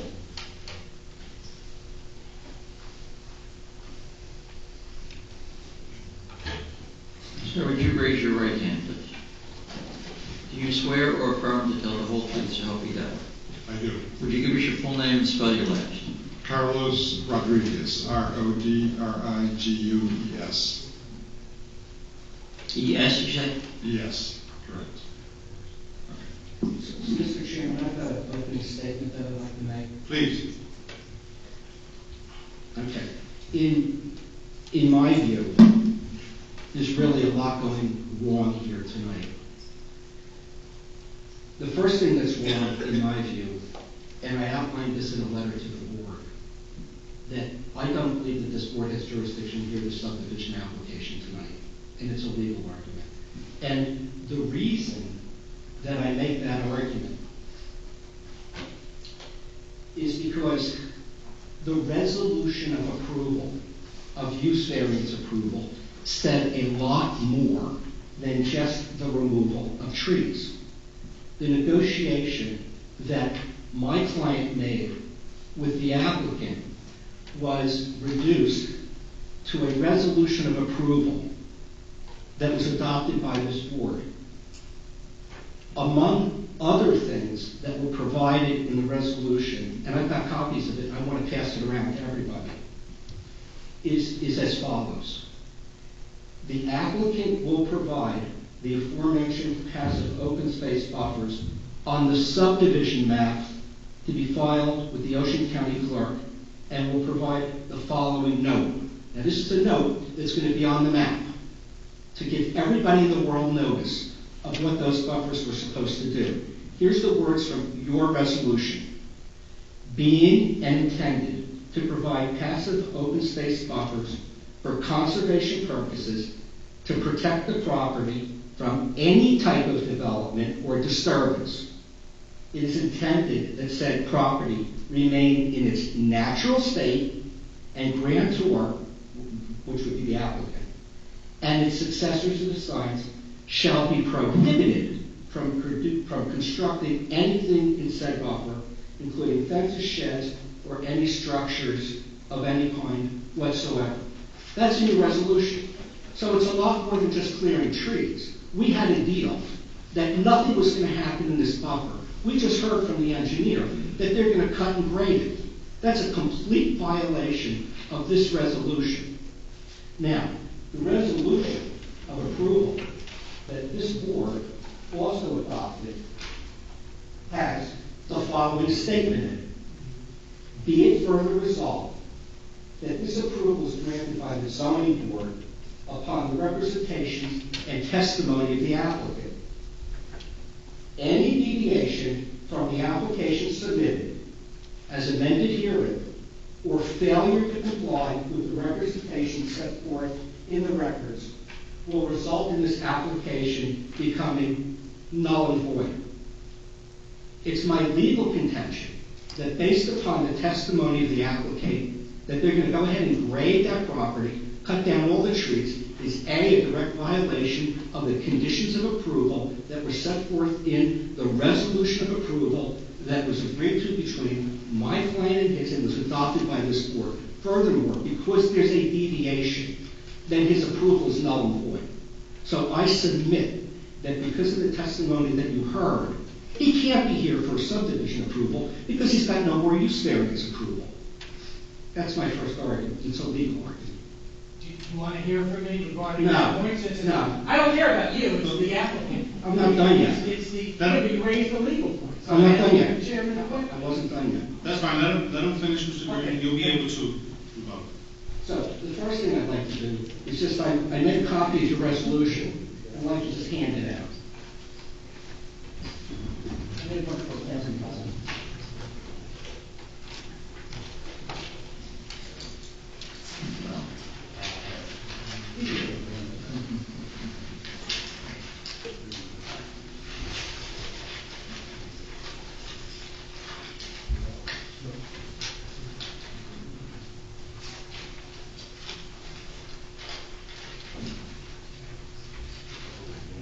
Anybody doesn't have it, have next one. Continue.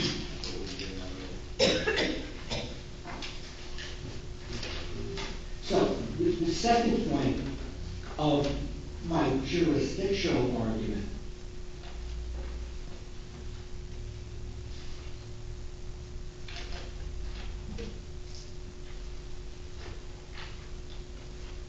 is, and I'm being very careful on how they say it because I don't want to be construed the wrong way. I look at the notice that was given for this meeting. This is a notice for everything.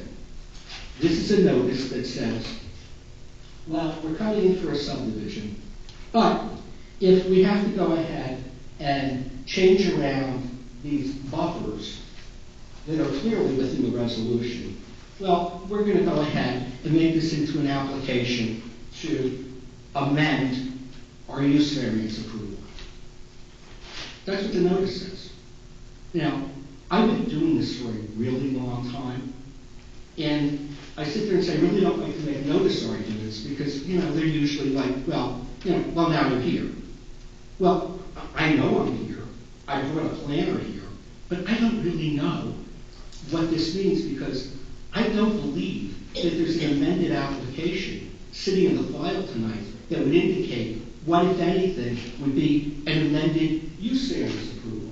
They came in initially because this is an R40 zone. And they said, well, gee, we want to have a density variance. We want to put 6 lots in here. Okay, well, at the time 2 years ago, we negotiated this deal and we said, this is what we were happy with. You will leave it in its natural state. We're good. Good luck and God bless. Go build your subdivision. Well, now they're saying they really can't do that. So, there's this nebulous statement that they want to go ahead and amend the use variance approval. I have actually no idea what that means because I've got nothing to look at. So that's my jurisdictional argument. And I think that, A, the subdivision should be denied, and based upon their testimony, you should void their use variance approval. Thank you. I've got 2 other things that I have to talk about that aren't jurisdictional, and I have a witness, so I'm really not even done. Okay. Thank you, Mr. Chairman. So I'll be brief.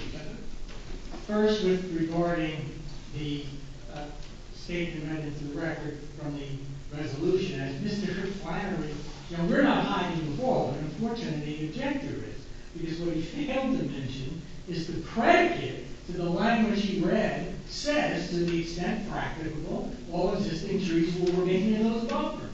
It's only after the subdivision is developed and only after the work is done that it'll remain a passive buffer. So who's hiding the ball on that? That's to some extent why we couldn't work it out, as you'll see. The second issue regarding that notice is, again, we were forthright in telling you what was going on. We asked the board that if you determine that as a condition of the use that we disagree with this point, but if the board determined that as a condition of the use variance, we needed an amendment to clarify what we could do with the buffer, we would ask for that as well. Very simple, very straightforward. It's done all the time. Mr. Gardner, here's the question I have for you. Have you provided any landscaping plan which shows what you want to have there after the grading is done? Yes. Is that on file? It's submitted, yes. Okay. All right. Answer that question. So, and I always view respectfully jurisdictional questions at the end of the day. The applicant moves on his own risk. Obviously, someone making those arguments. We may see Judge Ford later on that same question, but we're ready to proceed. Thank you. Thank you. Continue, Mr. Weiss. Well, I'm actually a little bit tired because I saw Judge this morning. It's actually a Lakewood planning board case.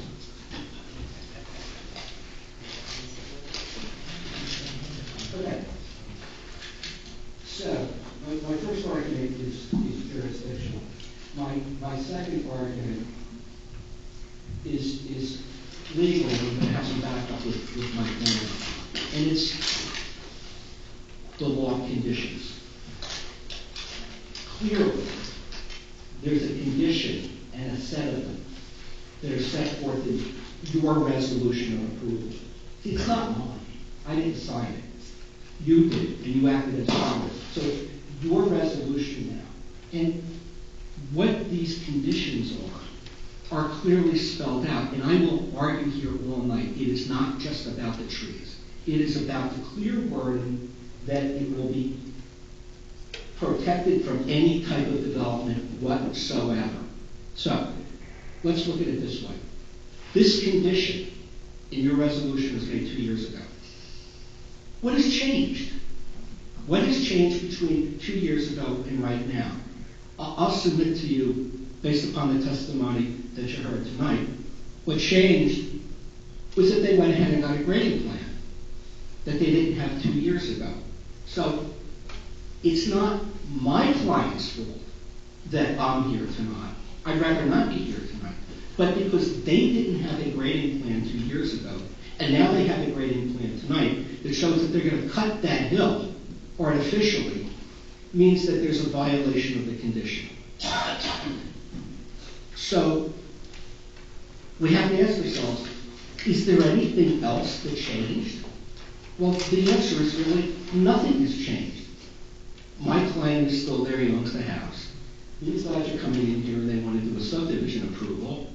And they're saying to you, well, gee whiz, we caused the change of condition. We caused it because we're now coming in here 2 years later with a grading plan. And I would submit to you that the problem there arose because the application was bifurcated.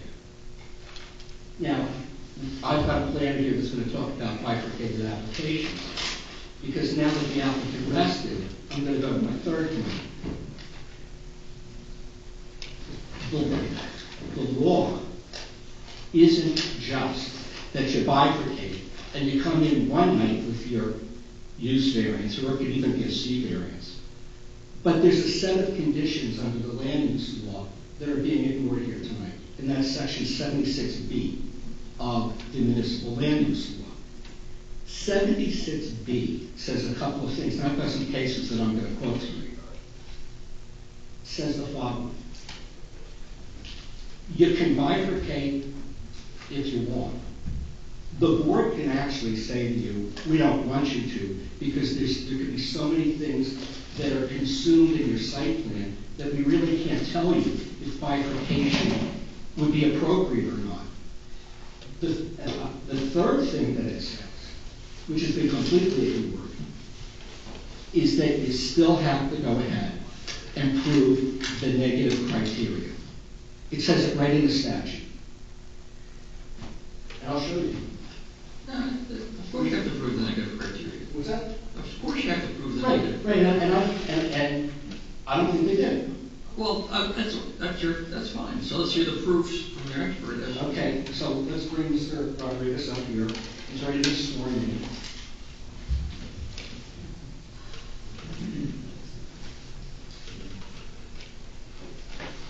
So, Mr. Rodriguez, you are a professional planner. I am.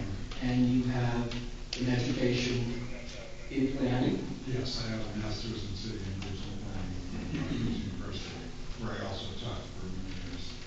And you currently maintain a license to conduct planning in the state of New Jersey? I do, scrupulously. Okay, and you testified in front of other boards where your testimony has been accepted as that of an expert? I have. And can you tell us some of them? Including this board. Including this board? Yes. Mr. Rodriguez, you have a license in New Jersey as a professional planner. I do. I think they would accept your qualifications. Let's go. Okay, well, Welcome, Mr. Rodriguez. Thank you very much. Good evening. It's nice to be here. And you've already, Mr. Weiss has already stolen some of my thunder, but that's fine. Well, thunder away. So it is our contention that the use variance should be vacated, and I'm going to provide an argument for that. So this property initially received use variance approval along with bulk variances for a 5-lot subdivision, and then in 2016 the applicant obtained another use variance along with multiple bulk variances for a 6-lot subdivision. So it keeps growing. At the time, Mr. Flannery, the applicant's professional planner, testified that there was ample open space for the benefit of the future property owners and the surrounding property owners, and that there are adequate buffers for the adjoining property owners, and that the application can be approved without detriment to the surrounding property owners or the zone plan of the township. So it appeared that 2 years ago, those 30 feet in natural state were just fine, and now suddenly they're not. So that application required relief in the form of variances for lot area, lot width, front yard setback, rear yard setback, side yard setback, aggregate side yard setback, virtually every bulk standard applicable to the R40 district. Now, as a result of concerns expressed by an adjacent property owner, our clients, a settlement was reached in order to adequately ensure proper buffers from the applicant's property to the adjacent property.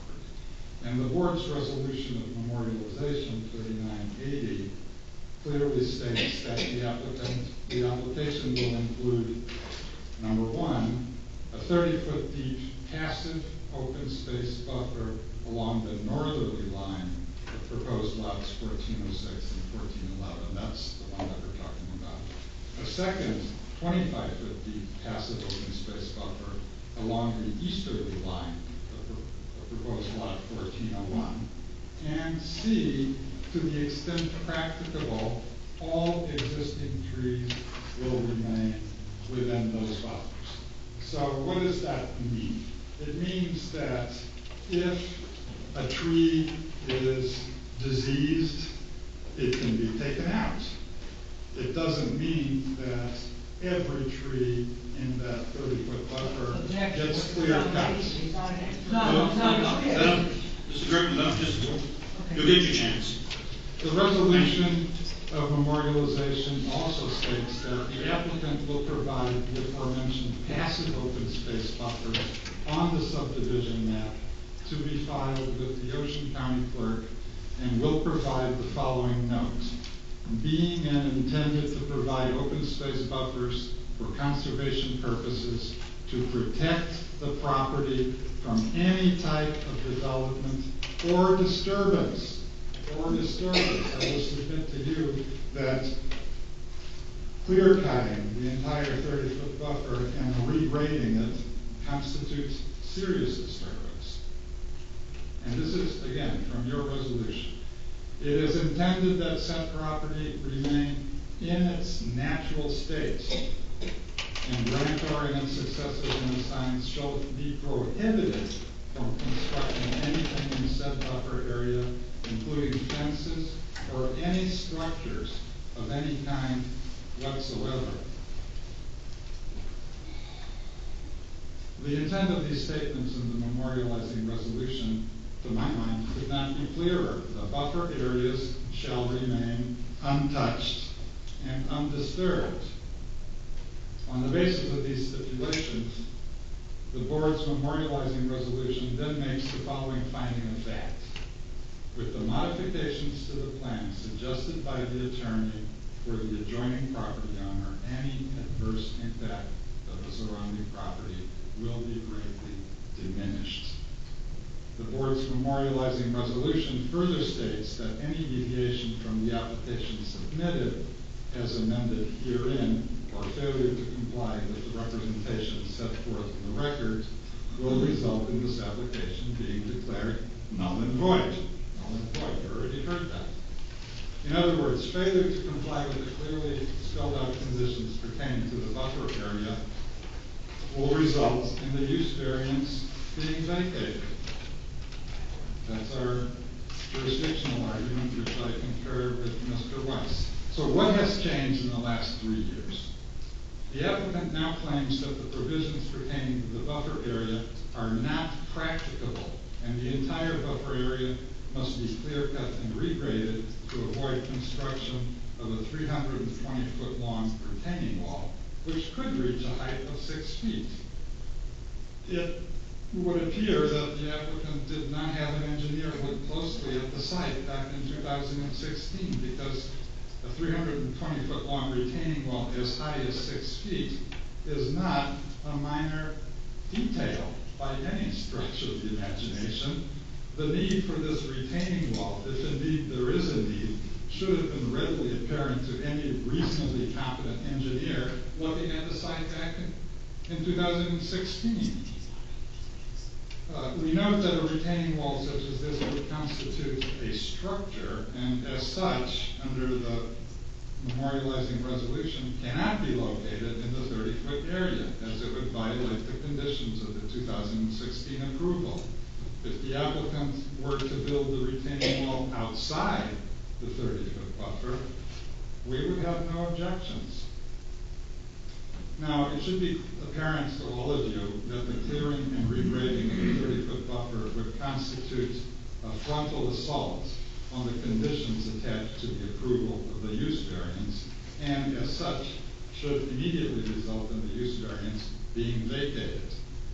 The use variance approval calls explicitly for the 30-foot buffer to be left undisturbed and in its natural state, even if the buffer is replanted with trees after it is cleared.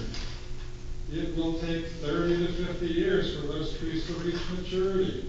And even then, the buffer will not, by definition, be in its natural state, which is what the resolution calls for. It will be a completely different habitat with very different trees and very different conditions. It certainly will not be what is there today. So it is not replicating what is there today. The grading plan now submitted shows a 7-foot drop in elevation along the rear of the site. It shows a 9-foot drop in elevation between the two homes at the back of the site. It also shows an 8-foot retaining wall along the western side of the home on the easternmost lot, presumably to provide access to the basement unit. Residents of that unit will feel like they're living in a bunker. They're walking out and there's an 8-foot retaining wall next to my door. The many bulk variances required by the current application, along with the details of the grading plan now submitted, clearly indicates that the applicant is trying to pack 10 pounds of potatoes in a bag that is suitable for perhaps 3 pounds. The substantial amount of regrading that would be required to actually build the applicant's proposal clearly indicates that the site is not suitable for what it has now been proposed. Now, this board in its 2016 resolution made it clear that the applicant was not to engineer the 30-foot buffer in the rear in any way, shape, or form. That's what your resolution says. Don't mess with it. Don't touch it. The applicant has ignored this condition, or is attempting to ignore this condition, and is now proposing to do exactly the type of damage to the rear of the site that the board's 2016 resolution was intended very clearly and explicitly to prevent. As such, in my opinion, the appropriate course of action would be for the 2016 use variance to be vacated and for the applicant to initiate a completely new use variance application subject to satisfying the proofs for both the positive and the negative criteria. I have a couple questions for you. Sure. Can you use the mic, please? As presently constituted, with what you've heard tonight, with the grading in that buffer, and the other testimony that you heard, I want to drill down on the negative criteria, which is permitted and required of the board to consider under 76B. So, very briefly, tell the board, if you don't mind, the 2 prongs of the negative criteria. Damage to the zone plan and to the zoning, damage to the neighborhood. Okay, let's take the first one first. Damage to the issuance. That's A of the negative criteria, correct? We're here, which indicates clearly that the adjoining neighbor is very, very concerned about proceeding with an application under these circumstances when they are relying on a condition of approval from this board from 2 years ago to which they subscribed, which calls for the 30-foot open space buffer to remain in its natural state. That's the essence of it. And there was nothing that our client, Dr. Monk, did to create or help or do anything to this portion of the negative criteria, correct? They're not particular about it, aren't they? They're big.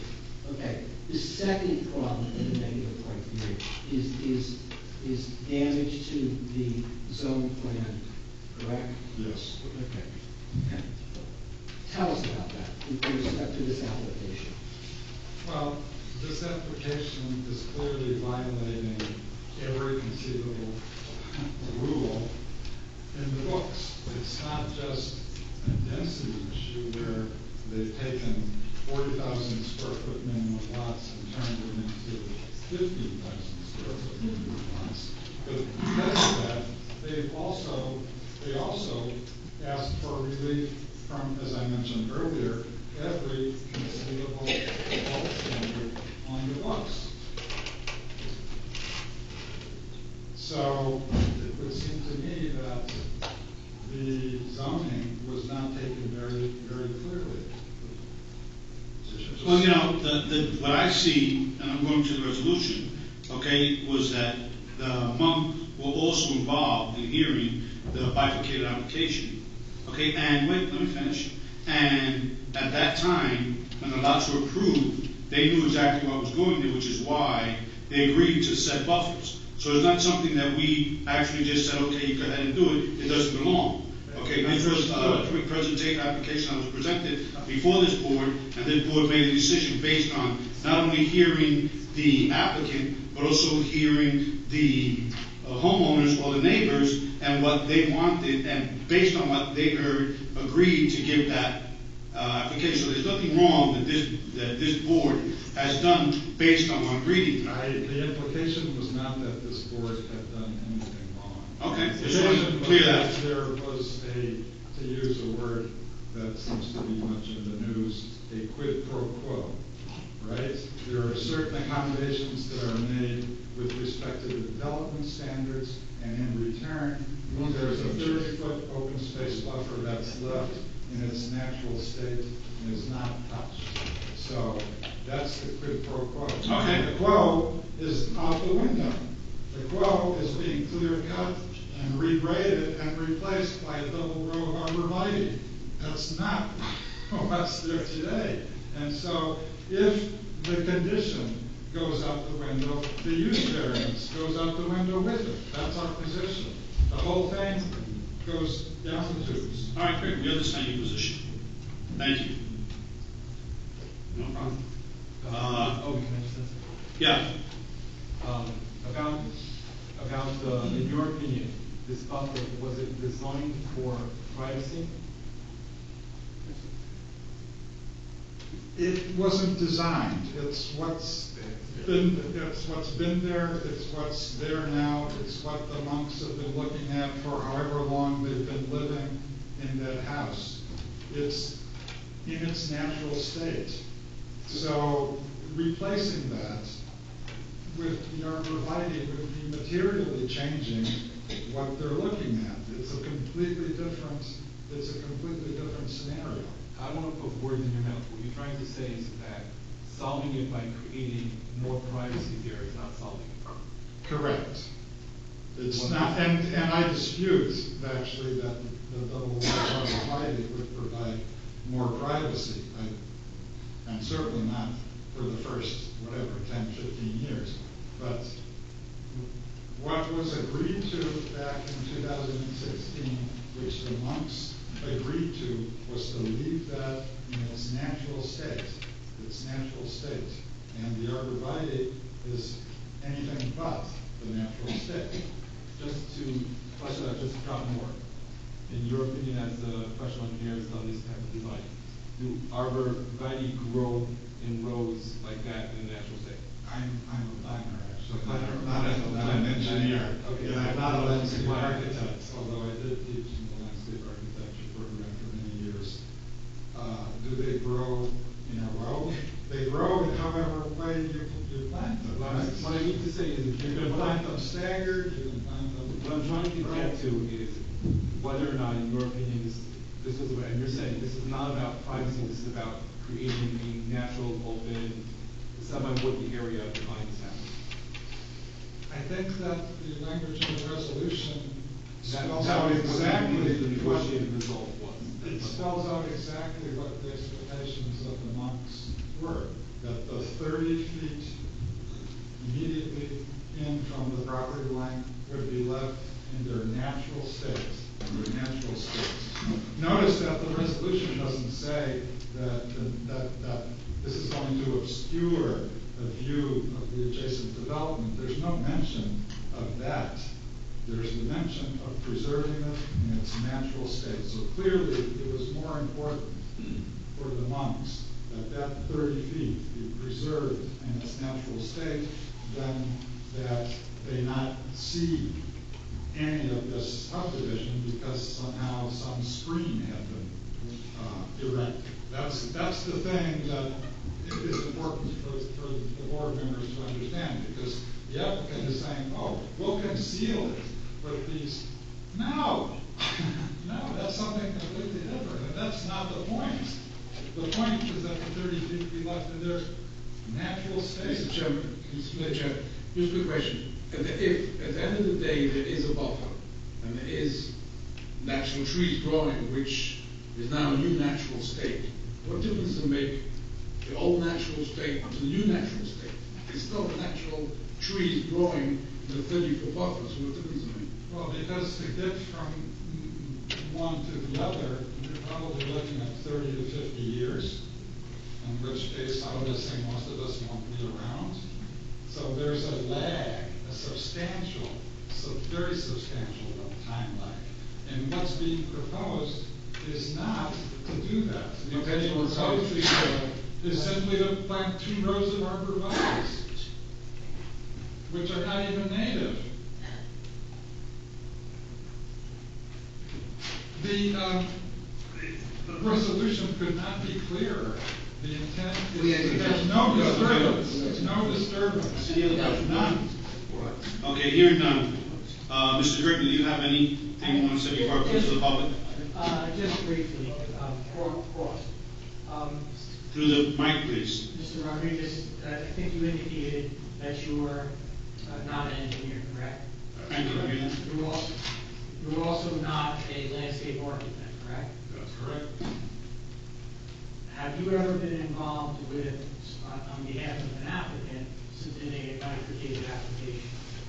I have. Have you ever, how often in those cases do you submit full engineered information on a bifurcated application? Well, you try not to submit fully engineered plans, Okay, because thank that's you. I more have a question. expensive. But you do have to do your due diligence, and frankly, having a topographic survey and looking at the contours is basic.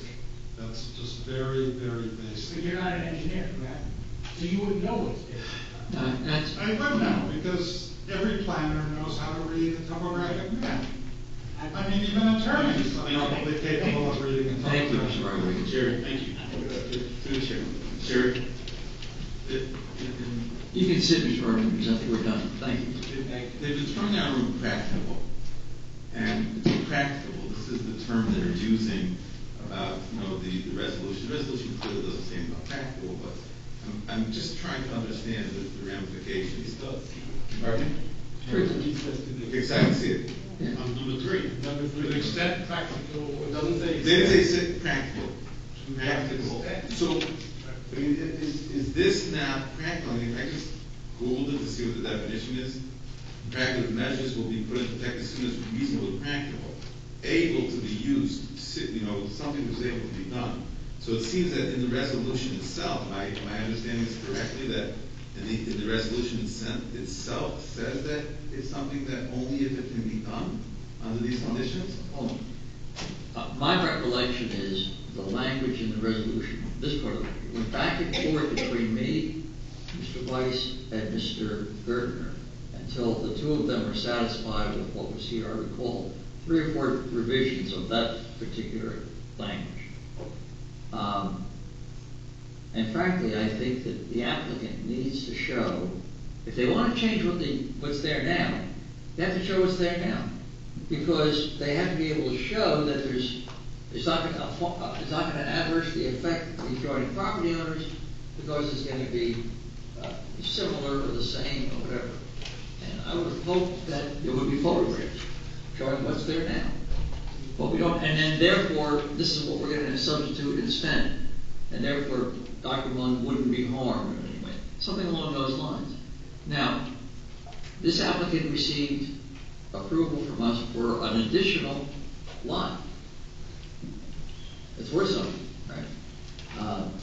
Mr. Gertner makes the position that, well, if we only applied for 5 lots, we could have done it, we could have cleared, not as a threat, we could have cleared one. Okay, but you wanted a 6th lot.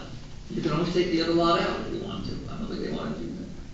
So, I don't know if that answers your question, but the applicant has to show, and you have to be convinced, and maybe you have been, that he can't do anything about it. He's got to clear cut that 30 feet. That's what they're here for. So practical means that there's no other solution? Yeah. When they have no choice? Yeah, I think that's fair what you said.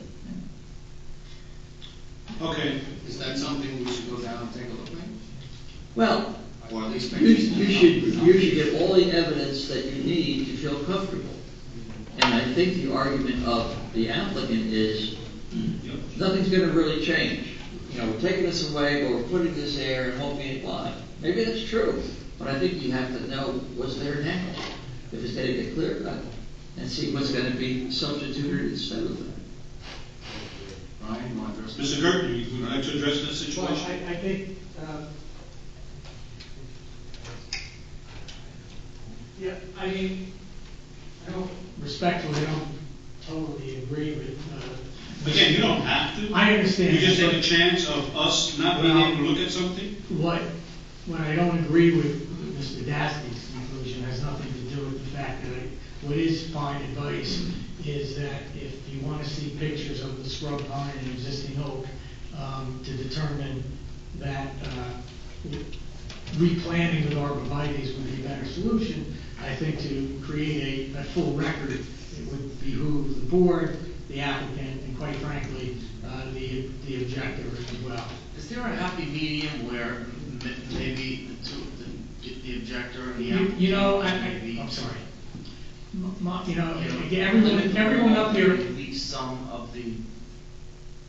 Certainly, site conditions, when you start to build, you end up finding out what you can and can't do. But it's, quite frankly, it's this sort of accommodation that got us here in the first place, in my opinion, to the applicant. Because I happen to believe that the record is clear. It was to the extent practicable. Every single bifurcated application that's come before me in the places I represent and as an applicant has talked about the fact that there's not full-blown engineering. So we'll come back with the pictures. You'll see that. You reopen and ask whatever further questions based on what is existing is there, and you can make whatever determination. Is the site accessible if you really want to walk the property? Yes. Are you willing to table this application? Are you willing to table this application for the next meeting? Isn't practical in the resolution itself? It's not Yes. part of the application. This is the final site plan. This word, that of practicable, is the final resolution. My suggestion would be that the board would like to see pictures. Let's not, guys. I think we should see like one picture.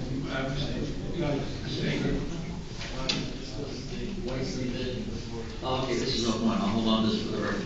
My suggestion is that the board might want to see not only pictures of what there is now, knowing it's November, there may not be leaves, but also more than what's on this. I don't get a chance to look at it. I mean, there's just a lot of X's where the arborvitaes are going to go on. That doesn't really show anything. Maybe there has to be a colored rendering of what it's going to look like from Dr. Munn's house. If you're going to have 2 rows of arborvitaes. Something that we can see, because this is clearly the factual, The testimony is, it won't be any harm to Dr. Munn. This is 6 one, half dozen the other. Well, that could be proven. Okay. All right, so can I get a motion from the board? Motion to table. Motion to table by Mr. Gross, What date? Mr. Gertner? Yes. What date would be December meeting? Hold on. I couldn't make it. It's a real plan.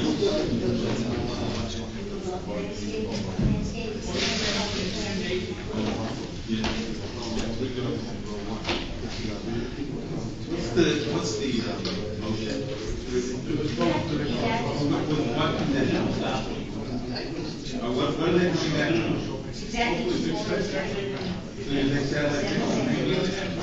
All right, let me say this, okay? This is what I'm looking for. I'm looking for landscaping plans, and I'm looking for, color rendering, so we can see exactly, Brian, what's there now, and what it would look like once you guys are finished with the project. The grading, what the tree's gonna look like, and everything else to basically simulate what the purpose of what we wanna see, so we can make, and not only that, so that way this might solve all your headaches with them, if they can see it first before us. So at this point, I'd like to actually postpone your application to our January meeting, which will give everybody enough time to get everything done.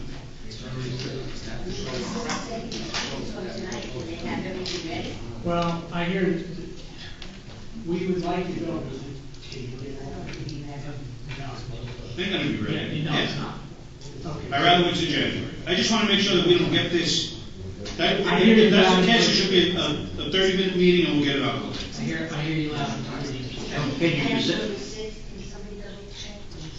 Can you present, whatever you're gonna present to the board, have it here 10 days ahead, and perhaps a courtesy copy of Mr. White said you're doing that. Okay, so we have a motion from Mr. Yes? Mr. Ricker, is that okay? Yes. I should have a motion from Mr. Gross, second by Mr. Gelli. Roll call, please. Mr. Gilli. Yes. Mr. Halverson. Yes. Mr. Langley. Yes. Mr. Ribbiad. Yes. Mr. Inger. Yes. Mr. Gross. Yes. Mr. Gonzalez. Yes. Thank you, Mr. Chairman, we waive time and no further notice. Thank you very much. I'm gonna take a 5-minute break and be right back.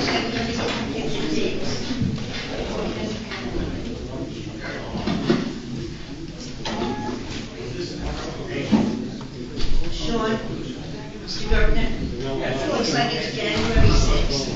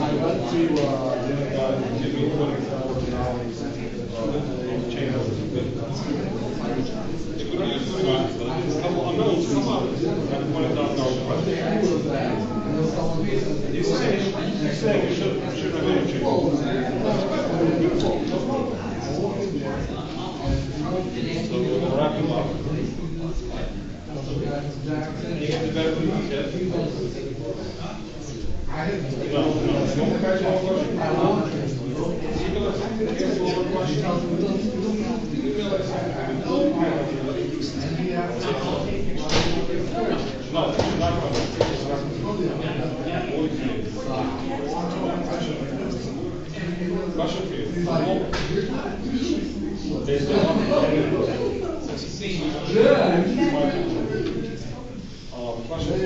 wall panels across the street, essentially done. There's a few wall panels that still are. I said the wall panels in the atrium, and that's. Hello, you hear me?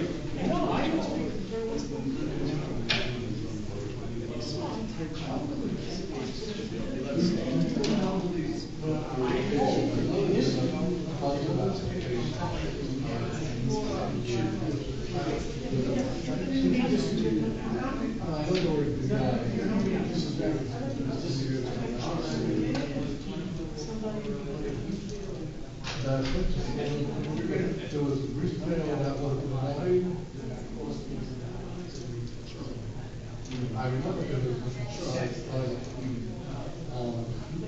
because that was on 70 and stuff.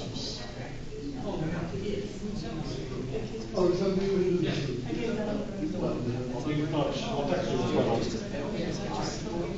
Hold on, you want to speak to more? Hold on.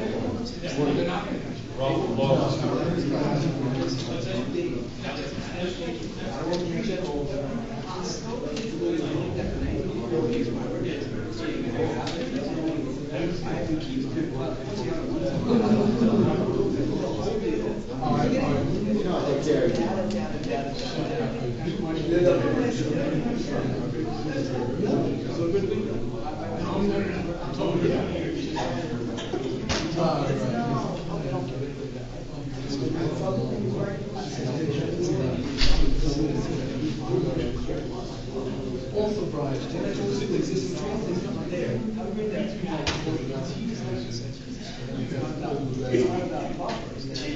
How much does it cost for someone to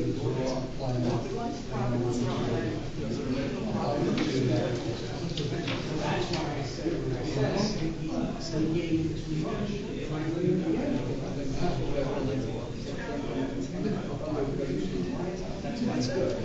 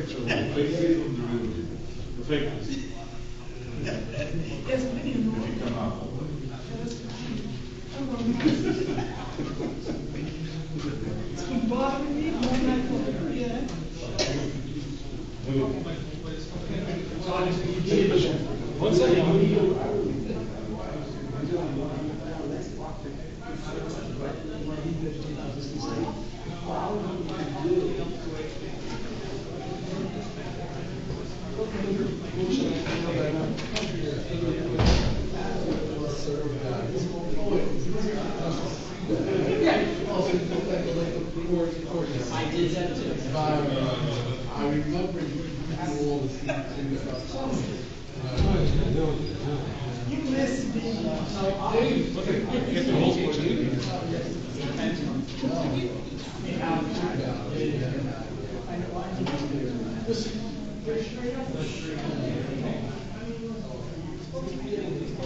So I'll ask you.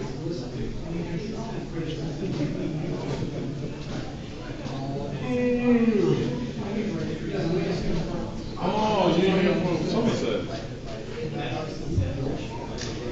You also hear from Somerset? That's the problem. I know this guy. Who are you? That's a good question. Oh. Got the company.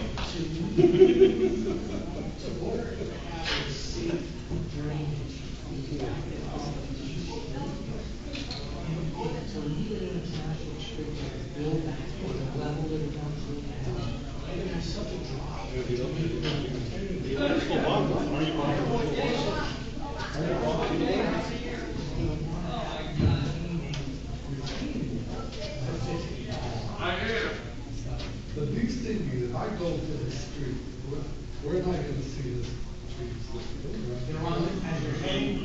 can't say towards Jack.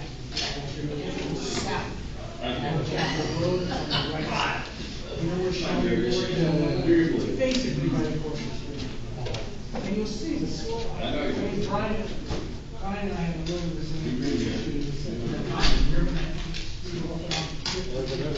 I know that slope, exactly. To the southern side of that lot. There used to be where we used to shoot the bottle rockets. I'll just point that out, I'm looking to do it more, open house in the zoning board, the term is starts, how do you, Still here. I object to this, and the house, maybe, Yeah, I got a 5 minute break. No, Wait for conversation. because the board, he says, I have to hear what this guy's saying. You can get a bathroom with a full, I was lying, okay, I have to hear it. Right, and you get a nice little- Well, I agree with you. Just let me know. In the zoning board, you don't have to do that. I love you on Thank you all.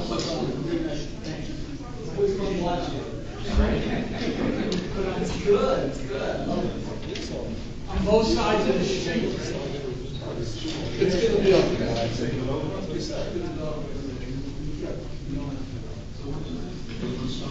Some of that.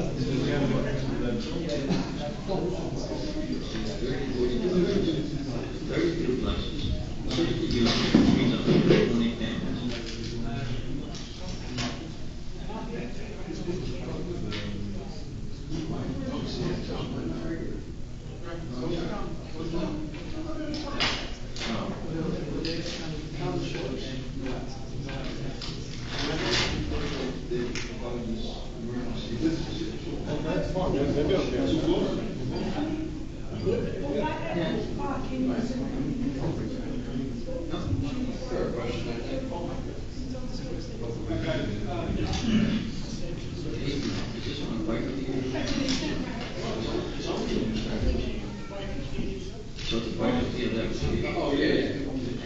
Brian, last application presented down the street, now you're not going down to that? Oh, the back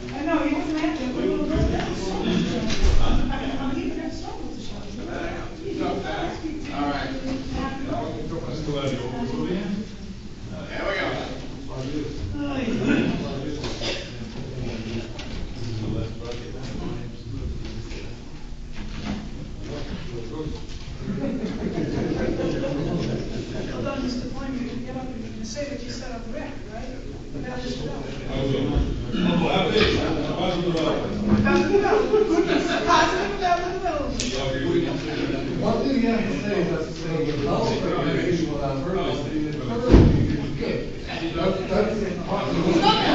He's not that. Yeah. trying. Listen, he said something positive about himself. Listen, Let's go. Okay, let's go.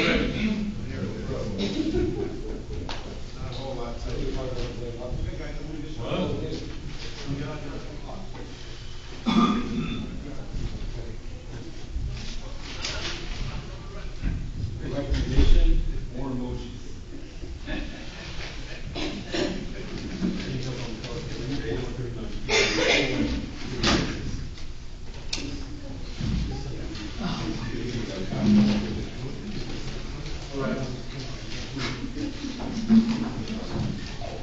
Okay, we're looking at application 4139, Somerset NH LLC. Yeah, he's coming. yes, that's right. Just wanna make sure. He's secured them all. Wait, so we're waiting for him, right? You've got 7. Where is he? Bathroom. We want a full board, so, you know. Appeal 4139 Somerset, NH, LLC. Lot 1248, Lot 1, B5 zone, Lot 1248, Lot 1, I wrote it twice, B5 zone. Use variance to construct up to 30 duplexes. I have it twice. Welcome, Ms. Weinstein. Thank you so much. Good evening, Mr. Chairman, board members. Marion Weinstein on behalf of the applicant, Somerset NH. I have the wrong file in front of me, but now we'll get the right one. We are here this evening for a bifurcated approval for use variance approval for a duplex use on this property. As I'm sure the board recalls, we came before this board, I'd say about a year ago, with a similar application. Just to refresh your memories, this site was the subject of a previous approval for a townhouse use. I believe it was granted in 2006. That was never constructed. Over the years, market dynamics have changed, and the applicant decided that instead of building townhouses, they would seek to build duplexes instead, which are a less dense use than that which was approved back then. So when we came before the board, you told us that you liked the idea of duplexes, but that a secondary means of ingress and egress was needed since, in your opinion, there were just too many houses on this one long block, and you were concerned about emergency access, I think, to the last unit at the end of the cul-de-sac. The applicant heeded the concerns of the board members, and we are back here this evening with a greatly improved application, which includes a secondary access that will improve not only this project, but also the neighboring project. It took us this long because we had to work with the neighboring, the owner of the neighboring project to secure this ingress and egress, which will actually help both projects by giving both of them this secondary means of ingress and egress. I'm also going to point out for the board that within the last few months, we were in front of this board for a commercial use in the same area, and you denied that, and at that time you indicated to us that your preference was to have residential uses in this area, the vicinity of the Pine Acres neighborhood, rather than commercial uses as far as that goes. At this point, if I could ask that we could have Mr. Flannery sworn. Mrs. Flannery, what's your name? Do you swear or affirm to tell the truth, so help you? I do. Brian Flannery, Jackson, New Jersey, licensed professional engineer, professional planner. I have 4 exhibits marked. A1 is a copy of the plan submitted. As Ms. Weinstein indicated, we now have a connection point between the existing development to the north. We have it labeled as emergency access, and the board might find that a little interesting, but the project next door has 74 units. If we show it as a regular road connecting, which it's going to be, except for a sign that says emergency access that nobody listens to, they don't pay attention to stop signs and traffic lights. Why would it emergency? And it'll probably disappear, right? Everybody will have an emergency need to get somewhere else. It's being designed on both sides as a full road. We're stopping ours at the property line. The owner of the adjoining property, there's an agreement that will come to the property line and also as an emergency access. But it'll provide access for both sides. It'll provide access for them, which will be useful, and access for this side. Mr. Plummer, why do you have to say emergency? Right. Why can't it be a regular road? Somebody will say that's shared infrastructure, and that puts us over 74 units, and then they're gonna send us to CAFRA. So as emergency access, it's not shared That would be infrastructure. true, and you also can come out to a county road, so they're gonna send you to CAFRA anyhow. They're gonna try to send us to CAFRA, but they're not gonna be successful, because it's not shared infrastructure, it's only an emergency access. They're not the. And why would the emergency access be good enough to satisfy RSIS? Why should that not be a permanent road? It's going to be a permanent road. Then it's not an emergency. Well. Mr. Flannery, who's gonna maintain and own that road? The township. And the township, once the approval is granted, they can do whatever they want. No. I'm sorry, I don't understand how you can say that's an emergency road. I understand. You can call it anything you want to call it, for the reasons you want to call it. But if you want the town to own it, maintain it, plow it, it's a township road. It's not an emergency road. It's a township road. And does the township committee say they only want to use it for emergencies? It'll be a dedicated township road that the township can use however they see fit. Well, is the applicant? Would the board feel better if we labeled it not shared infrastructure road? I think the board would feel better if you said call it a township road. Brian, the board would feel better if you have access, as we requested, when we said that last time, that they could go have two ways in and out. That's what we're looking for. As an emergency access, my concern, I'm for the board members, my concern is that if you're gonna put that information and you go before CAFRA and everybody else and they see it as an emergency access, that they might want a pole there, so nobody can get by it until you unlock it, only once it can get through it in emergencies, and that's not going to satisfy my contention of having two ways. That's just my opinion. Well, my recommendation to the client then would be to erase that off, certainly at this point. So we're going to ask. The site plan? Yes. With site plan approval? Well, yes. I didn't know what the question was, I'm sorry. This issue could be dealt with at the site plan approval, doesn't have to be dealt with now. Well, I would like to amend the application to delete the words that say emergency access, and we're asking for a bifurcated approval for the layout that's shown with a connection that connects through to the adjoining development. Just make sure that the way I want to see it is two ways that people can get in and out of that development. Yes, it's 32-foot wide cartway, the same as all other cartways. It'll be a dedicated township road. No problem. Continue. Okay.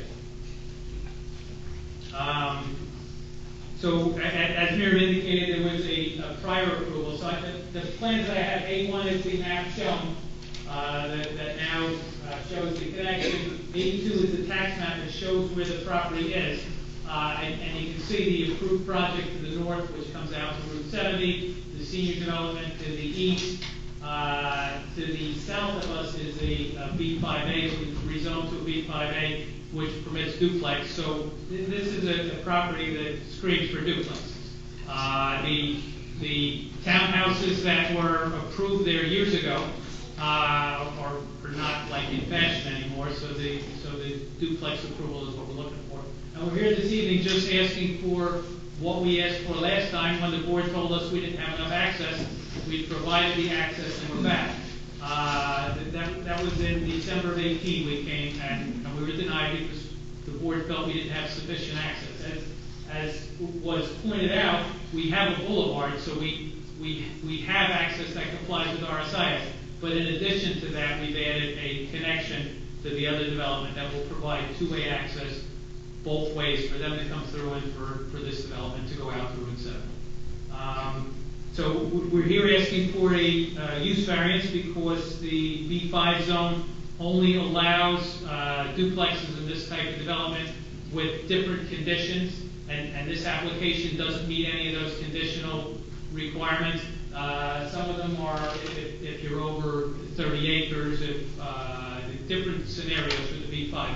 And what happened there was there were property owners in the B5, like the flea market property and the property near Garden State Parkway that went to the township committee with their specific criteria and said, can we have duplexes in the B5? And they did a conditional use subject to that. This applicant, because he already had the townhouses, felt it was more appropriate to come to the zoning board and say, instead of building townhouses, we like to build duplexes. If you look at A2 and see what's around us, A3 is just a Google map, and it shows it's all woods now.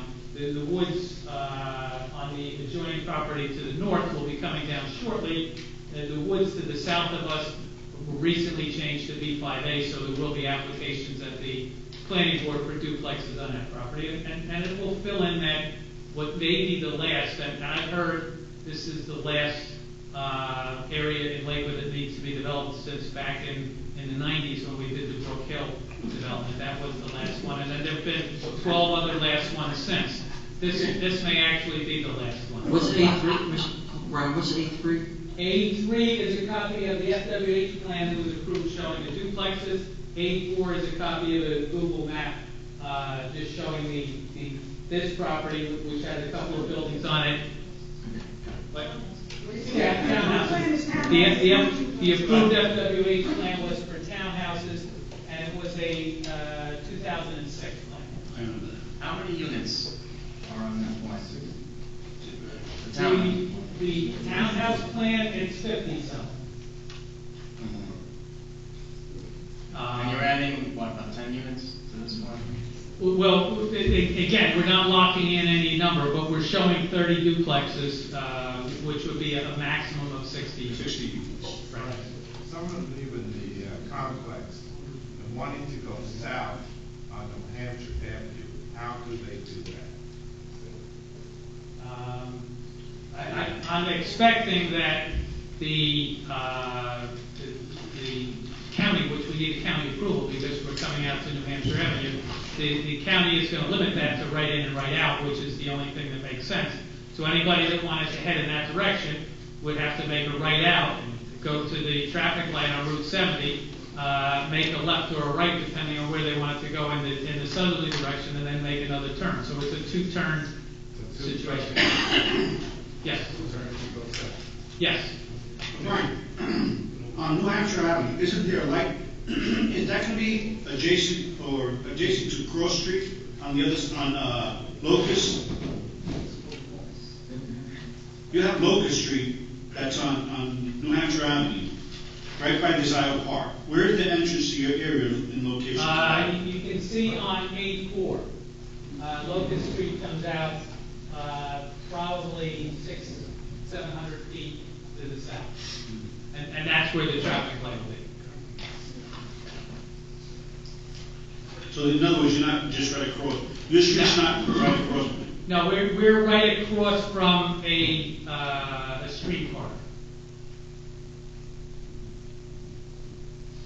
Okay. All right, continue.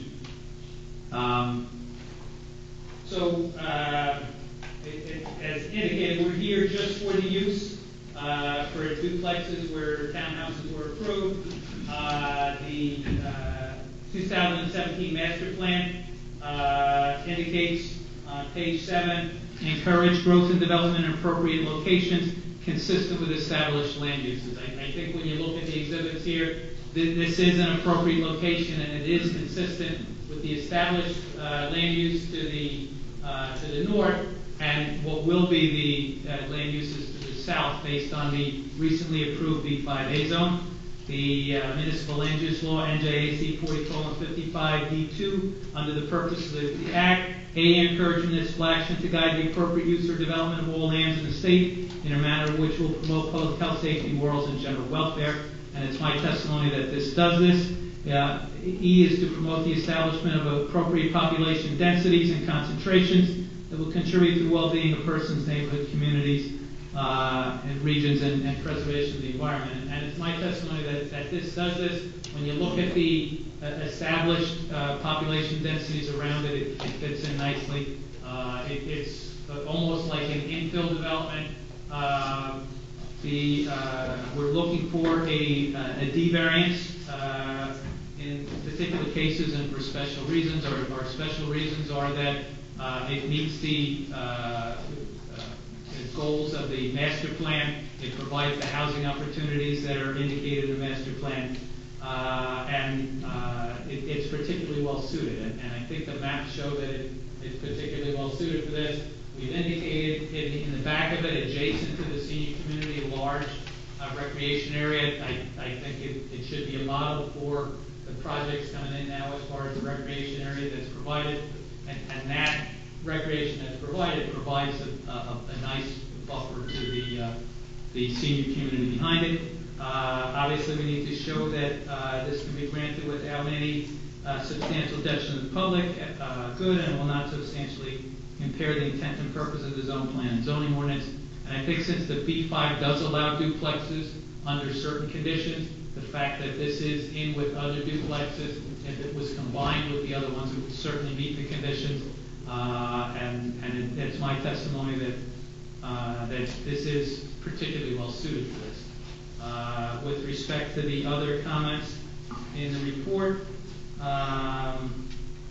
it's really all of the items that the board acts favorably with respect to the engineering items we would address when we came back with a subdivision site plan application. Okay, I just have one question. On review comments, number 3. Number 1, it's talking about additionally, the applicant shall be prepared to address res judicata in reference to the prior appeal 4888. Well, the application is substantially different. The reason that the other application was denied was because there wasn't additional access. So this is substantially different in that it has access, and especially in light of the fact that the reason that was stated in the report was that it was insufficient access. Okay, thank you. How do we know that access is going to remain and stay? Because it would be a condition of approval, and during resolution compliance, we would have to give your engineer documentation to show that it's going to stay. This applicant would post a bond to build it. The board could require that the bond include the piece going to the neighboring development, so without constructing that, they don't get any COs. So. Is the other neighborhood will be able to go through yours to get out? That is correct.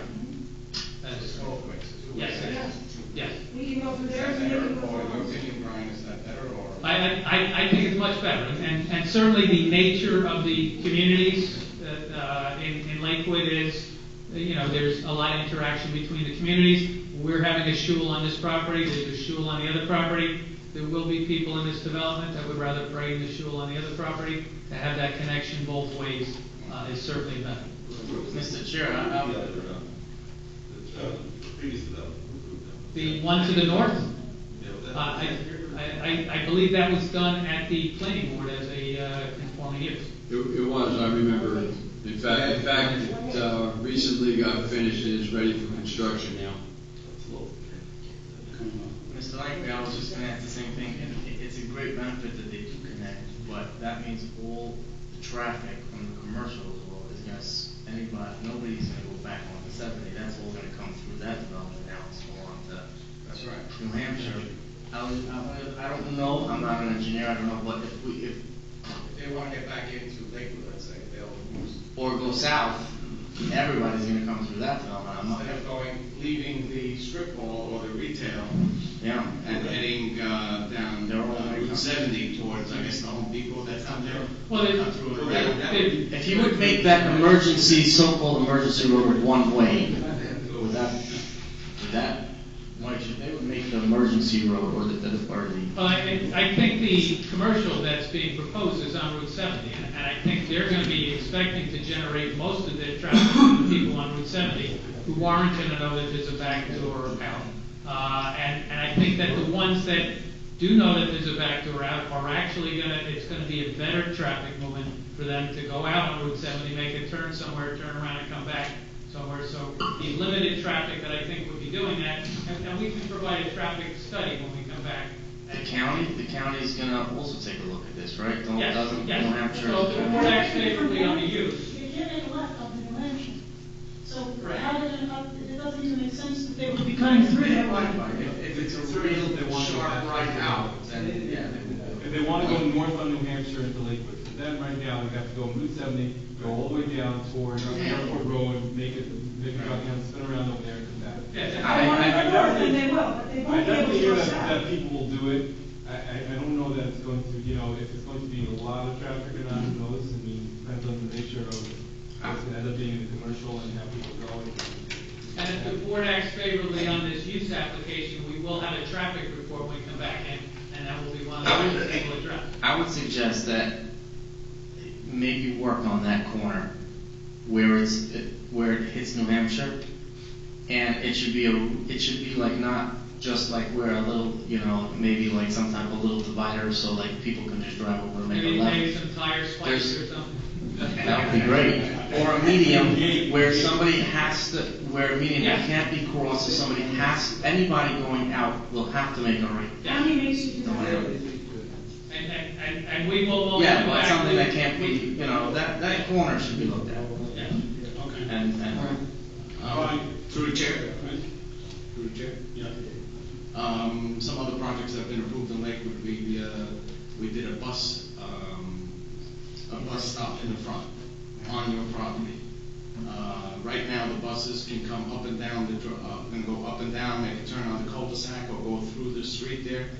The question, is the bus going up and down the property? Yes, the bus would come in and have the availability of turning around or going out, however they do. Well, we can put a bus stop in the location where the shul is. No, that's not what I'm looking for. I'm looking for right there. Like what we did last month on Squawkum Road. Yes. You did something to that effect. I don't know, you might have to lose a unit there or something. Now, the board always tells me when you do things, don't use that against me, and here you are using that against me. So, I mean, it should go both ways. Are you gonna indent or dedicate some road or If the board acts something? favorably, we will address that concern when we come back with the traffic engineer, and we will make a provision. Are you asking on numbers tonight? No. No. Just the use? Yeah. And, I see rabbi's residence and synagogue? That's So not, for site plan. that's all for site plan. Like it might need a bigger shul. Yeah. Definitely a bigger rabbi's residence, but, and something on site where a bus can pull in instead of driving all the way up. So we're just doing a use variance tonight? Right. Brian, can I just ask you a question? On this road that's designated Bowman Way, at least it looks like starting from the side where New Hampshire is, there's a dark heavy line in the middle of the thing. Does that mean that It's a boulevard. so you're just planning on striping it that way, or you're actually putting like cement divider? We were planning on striping it that way. It's not like an actual like. No, there's no reason to have, No, I was just asking. yeah. Okay, thank you. Anybody from the public want to be heard on Appeal 4139, please step up. Mr. Klein, would you raise your right hand? Do you affirm to tell the whole truth? I affirm. Mr. Klein. Yes, about the rabbi's residence, actually about the synagogue. I get some bifurcated application, so you will be able to demand from him wherever suitable synagogue needs for such a type of application. I just have to give a compliment to this applicant. I actually once signed a contract with him in the house, and because of the shul issue, I backed out. And he actually was smart enough and let me back out. So you have to give credit for this applicant. He's a smart individual. Thank you. You should have warned up. Anybody else wants to be heard on the application, please step forward. Sir, would you raise your right hand? Do you affirm to tell the whole truth? Yeah, Moshe Zainis, Z-I-N-E-S, 112, Lakewood, Jersey, 08101. Couple of things, I mean, one is, I understand this is not a site plan, but just a recommendation when they come back, if this is approved. Yeah.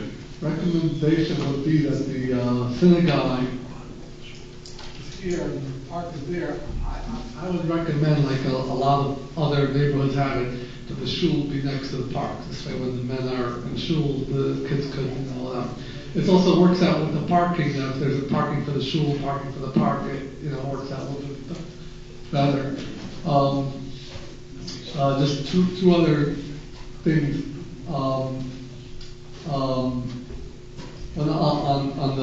the size of the playground, I think it's a good idea for zoning board applications in general, but specifically for this one, I know the zoning board likes to do upgrades that we really need. Since they are asking for a variance on this board, I know they could do the town or whatever, but they are asking for a variance on the board. And the board could say, we want, instead of just the 5% that's required by the ordinance of the open space, we want a little bit bigger, a little bit more, I don't know how much more, whatever, a little bit more open space on the playground. I think in general would be a good idea, but I think this type of application, specifically this specific one, I think is a very good idea. Okay, and one more comment I have is, is being that there was an approval for townhomes, and now they're saying that they want up to a few more duplexes. I think it's within the board's purview. I think the board should say up to the amount of townhomes that were approved. Not more, up to more duplexes. Whatever number was approved, now they want to switch to duplexes, okay, fine, so come back with a plan. Up to that amount. Now, I understand if you're saying 60 and that was 50 something, they might not be 60, but I think to cover yourself should be up to that and not up to the full amount over here. Those are my comments, thank you very much. Are you thinking nothing about sidewalks? Well, looks like they have, and I even see crosswalks, so listen, yeah. Thank you. Yeah, I know the county's gonna take care of some of that stuff, so. Yeah, Thank you. I'll be back on this side. Anybody else on appeal number 4139 want to be heard? Hearing none, I close it to the public. Ms. Weinstein, would you like to wrap up, please? I think we've made our case pretty clear. We're here for use variance. I think we've made our case. This is an appropriate, suitable use for this site, and I ask the board to vote favorably. Thank you. One more. Anybody from the board have any questions? Yes, one more last thing. What was the original approval? Townhouses. 50 townhouses. 50 townhouses? No, it was a mixture of It was a townhouses. mixture of Actually, House. 26 townhouses. Yes, I'm sorry, I stand corrected, except for the It next. was a mixed use. 50 front doors. How many doors are there? 50? How, do you know offhand, the single-family houses, how big were those lots? 7,500 square feet. On the singles? All appear to be 75, 75. These are all 75. So, how many doors altogether? 79 feet. Is that 160? What did they use as opposed to 50? The ones in the cul-de-sac were larger, Okay. but they were, We're not giving a number. I'll make a motion, if it's okay with the chair. Please. I make a motion to approve, and just take into account the recommendations that we made tonight. Motion by I'll second. Langry and second by Mayor Jones. Roll call, please. Mr. Gelli. Yes. Mr. Halverson. I say no, I think this is potential new traffic problem. Mr. Lakewood. Yes. Mr. Vivian. Yes. Mr. Ingram. Yes. Mr. Gross. Yes. Mr. Gonzalez. Yes. thank you very much. Thank you.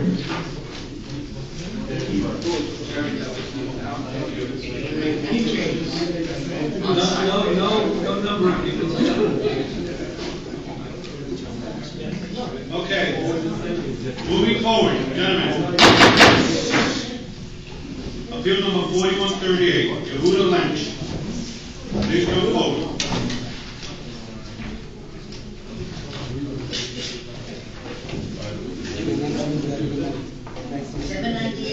Joe Parker Road, lot 189.03, lot 207.01, R20 zone. Use variance to change the use from a residential house to an office. Gentlemen, would you both raise your right hand, Mr. Leonard? Do you both swear or affirm to tell the whole truth? I do. Jeff Myers, actually, New Jersey license, professional engineer, professional planner. it? Okay, tell us your name.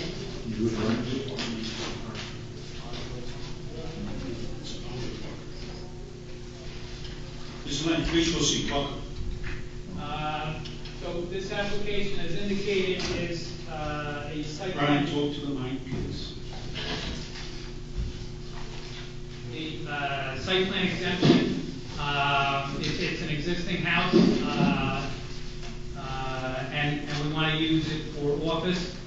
Typically, an application like this, if it was in a zone that was permitted, would go to the planning board, and the planning board would look at it and say if we have enough parking, if it meets the criteria, and it's a very simple application.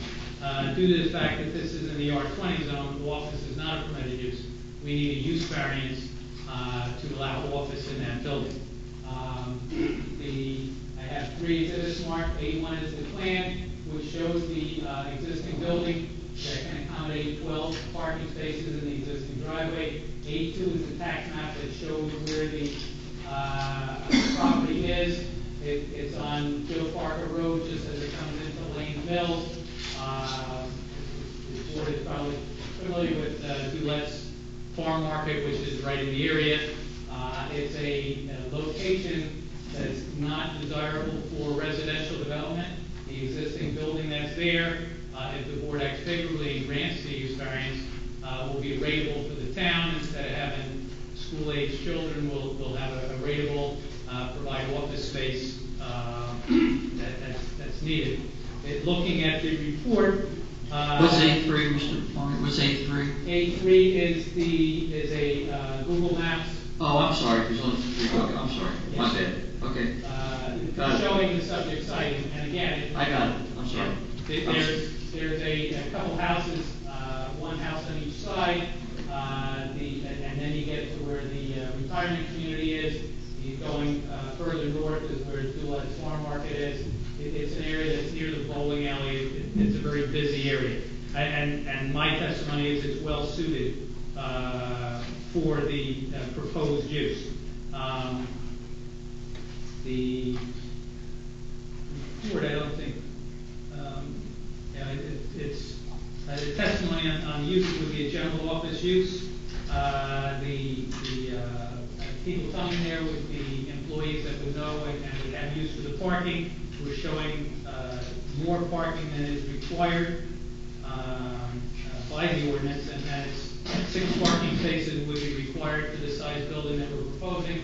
There's 12 that are stacked, but it's a small type of office that the people would be able to coordinate that. If you look at the 2007 master plan, on page 7, it says encourage development and redevelopment. 2017 master plan. You said 7. I said 7? Getting late. I used to love that 2007 master plan. But the one, 17, the one you... 17 is nice as well. Encourage development and redevelopment based on smart growth planning principles such as a balanced mix of land uses, pedestrian-friendly and transit-oriented environments with a sense of place. It's my testimony this would do that. The municipal land use law, NJSA 40:55D2, under the purpose of the Act, encourage municipal action to guide the appropriate use or development of all lands in the state in a manner which will promote public health, safety, morals, and general welfare. It's my testimony that this does this, provides sufficient space in appropriate location for a variety of agricultural, residential, recreational, commercial, and industrial uses. And again, my testimony to do that, it's not an ideal place for a residence. It's a unique lot in that R20 residential zone. A lot of the R20 makes sense. This particular lot, especially the proximity to the intersection, does not make sense. A rateable office would be a much better use for that property. It's a D variance in particular case and special reasons, and the special reasons are the master plan policies that we're complementing and the municipal land use law to allow a departure, to allow this use. It's my testimony that it can be granted without any detriment to the public good, and it will not substantially impair the intent and purpose of the zone plan zone. Mr. Flannery, why are you asking for an exempted site plan application? Well, because There's nothing that needs to be built. No building permit is necessary? Correct. There's possibility plans in the future that he could expand his property as well. Well, if he wants to expand in the future, he has to come back, and then he would have to get a new use variance, because it would be an expanded use. So the use variance is specific to what's here today? No? That is correct. As is. And Yes. what is the office being used for today? And how many sites? Well, speak into the mic, please. You have a roofing and siding company, and you're moving all this. What was it? What was it? I have a roofing and siding company, and I'm moving all this there. And how many people are working there? I have, 10 employees. 10 employees. But they're not working, these are People on the road? Yeah, but they're trucks, they take home every night. Okay, These trucks don't have. there's no trucks there? No. Okay, so you have 12 parking places. How many people are actually in the office? You need 12 parking I places. only have 2 people in the office. 2 people in the office? So is it possible to have like a driveway circling around the back of the building to have some parking? Because the stacked parking is something that generally does not work. Even if you're in control, it doesn't matter. People backing in, backing out, it'll create problems, traffic hazards, and things of that nature. Is there a way to do that? We could redo the parking layout, and get more than 6 parking spaces as a condition of resolution compliance that would not require the stacked parking. Okay, so this is, so the requirement for this building is 6. Correct. You're saying? And this is a self-user. That means that the person who's being And used. the actual need is 2. The requirement is 6, the actual need is 2. We will provide at least 6 on a plan that doesn't require the stacked parking. And as far as, is there going to be any signage or anything like that? No. Okay, and that's a condition to any approval? Planning, please. Pardon me? Okay, and Ms. Fran, is there, where are you going to store it? There's a garage in the back? There's a garage in the back that I would use to keep, most of my stuff gets brought at a location, go in the morning to the supply house and pick it up, little stuff, little nails or little stuff. That would go there. So then there will be trucks going in and out. Nothing outside. Nothing else. So there will be trucks going in and out. Just to pick up the stuff, to get the tickets, the original, to do that day. So is there a way, because the garage is in the back, is there a way to have a driveway going in the back? The whole back is gravel. So is there a way to have a driveway coming around the back so the trucks? You go around the house, but you can turn around in the back and come back out. I don't understand. You could go on the right side of the house, to the back of the house. and But then you turn can turn the around. back Okay. and come back out. So the pickups for that kind of equipment will be, people go to the back, To the trucks will go to the back. As far as garbage pickup, who's doing that? Is that private as a commercial building, or are you gonna be taking advantage of a building like that? No, I have a private property. Yeah, private garbage. Okay, so you have a dumpster somewhere? And that will be, huh? How's he gonna get the garbage? They walk out to the front. You can do roll out cans and have them privately picked up. Okay.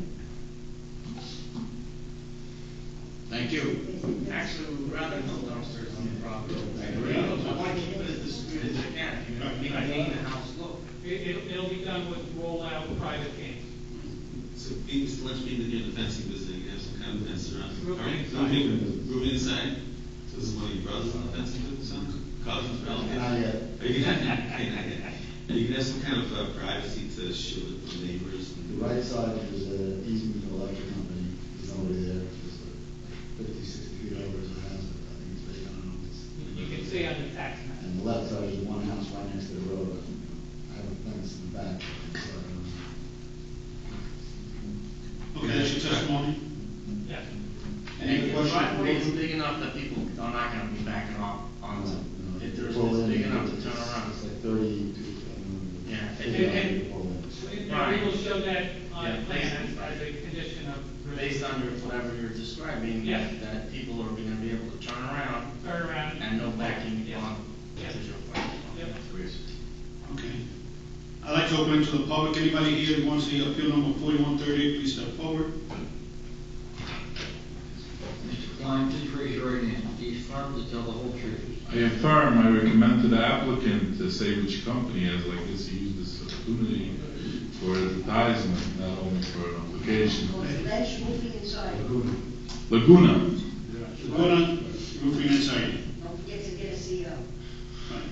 The second thing is, what's with sidewalks? Right. There's no sidewalks, we're not proposing to put in sidewalks because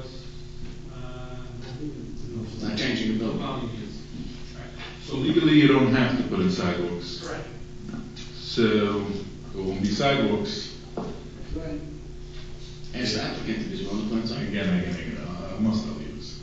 I know this board is against sidewalks, especially Mr. Gelli. He made the last time a motion to approve on Route 70 without sidewalks. That wasn't him, that was me. No. But again, the point is, I don't know that neighborhood if it has sidewalks or not, but if it does, it did nothing, okay, I'll trust the Secretary of the Board.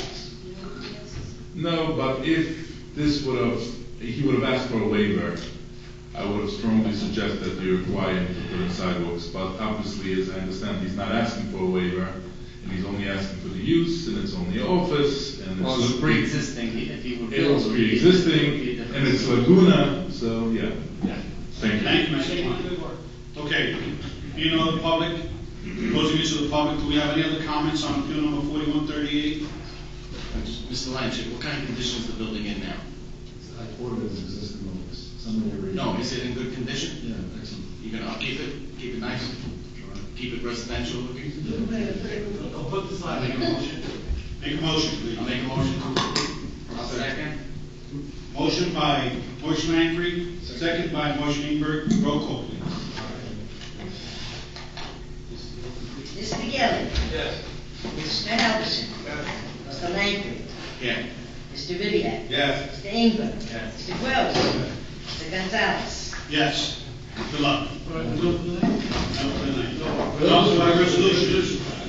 So we have 4 resolutions. 2 resolutions. One is just a withdrawal. Right. Two is Okay. 3935B, Canton Maytag, Route 70. Canton Maytag. And 4128? Right. Okay, we have 2 resolutions on the table. Make a motion to approve. Motion to approve. All in favor? Motion to pay bills? All in favor? Aye. Everyone have a nice Thanksgiving. I'll make a motion to give Jeremy a raise. There you go. I second that. Thanksgiving dinner, Jerry. Motion, sir. Motion to reopen.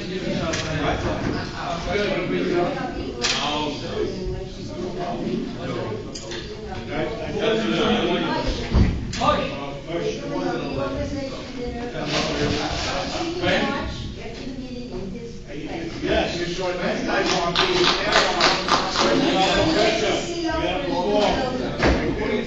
First comes on, let's see what we're doing in that group. Randy. Me and Noah.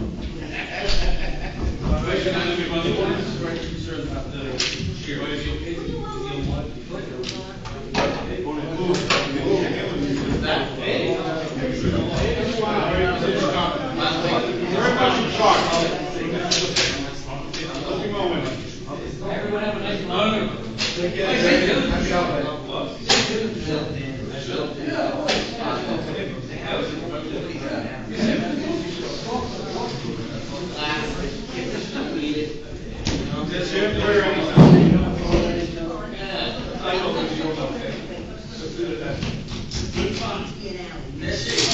All right, at least the guy ain't happy.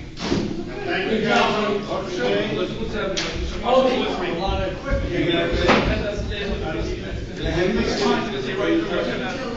Fine, good football.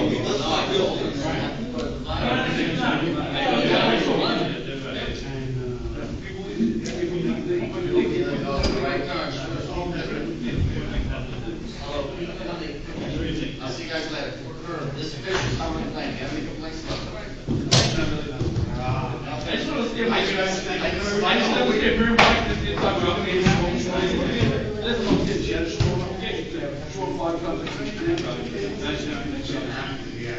Good night.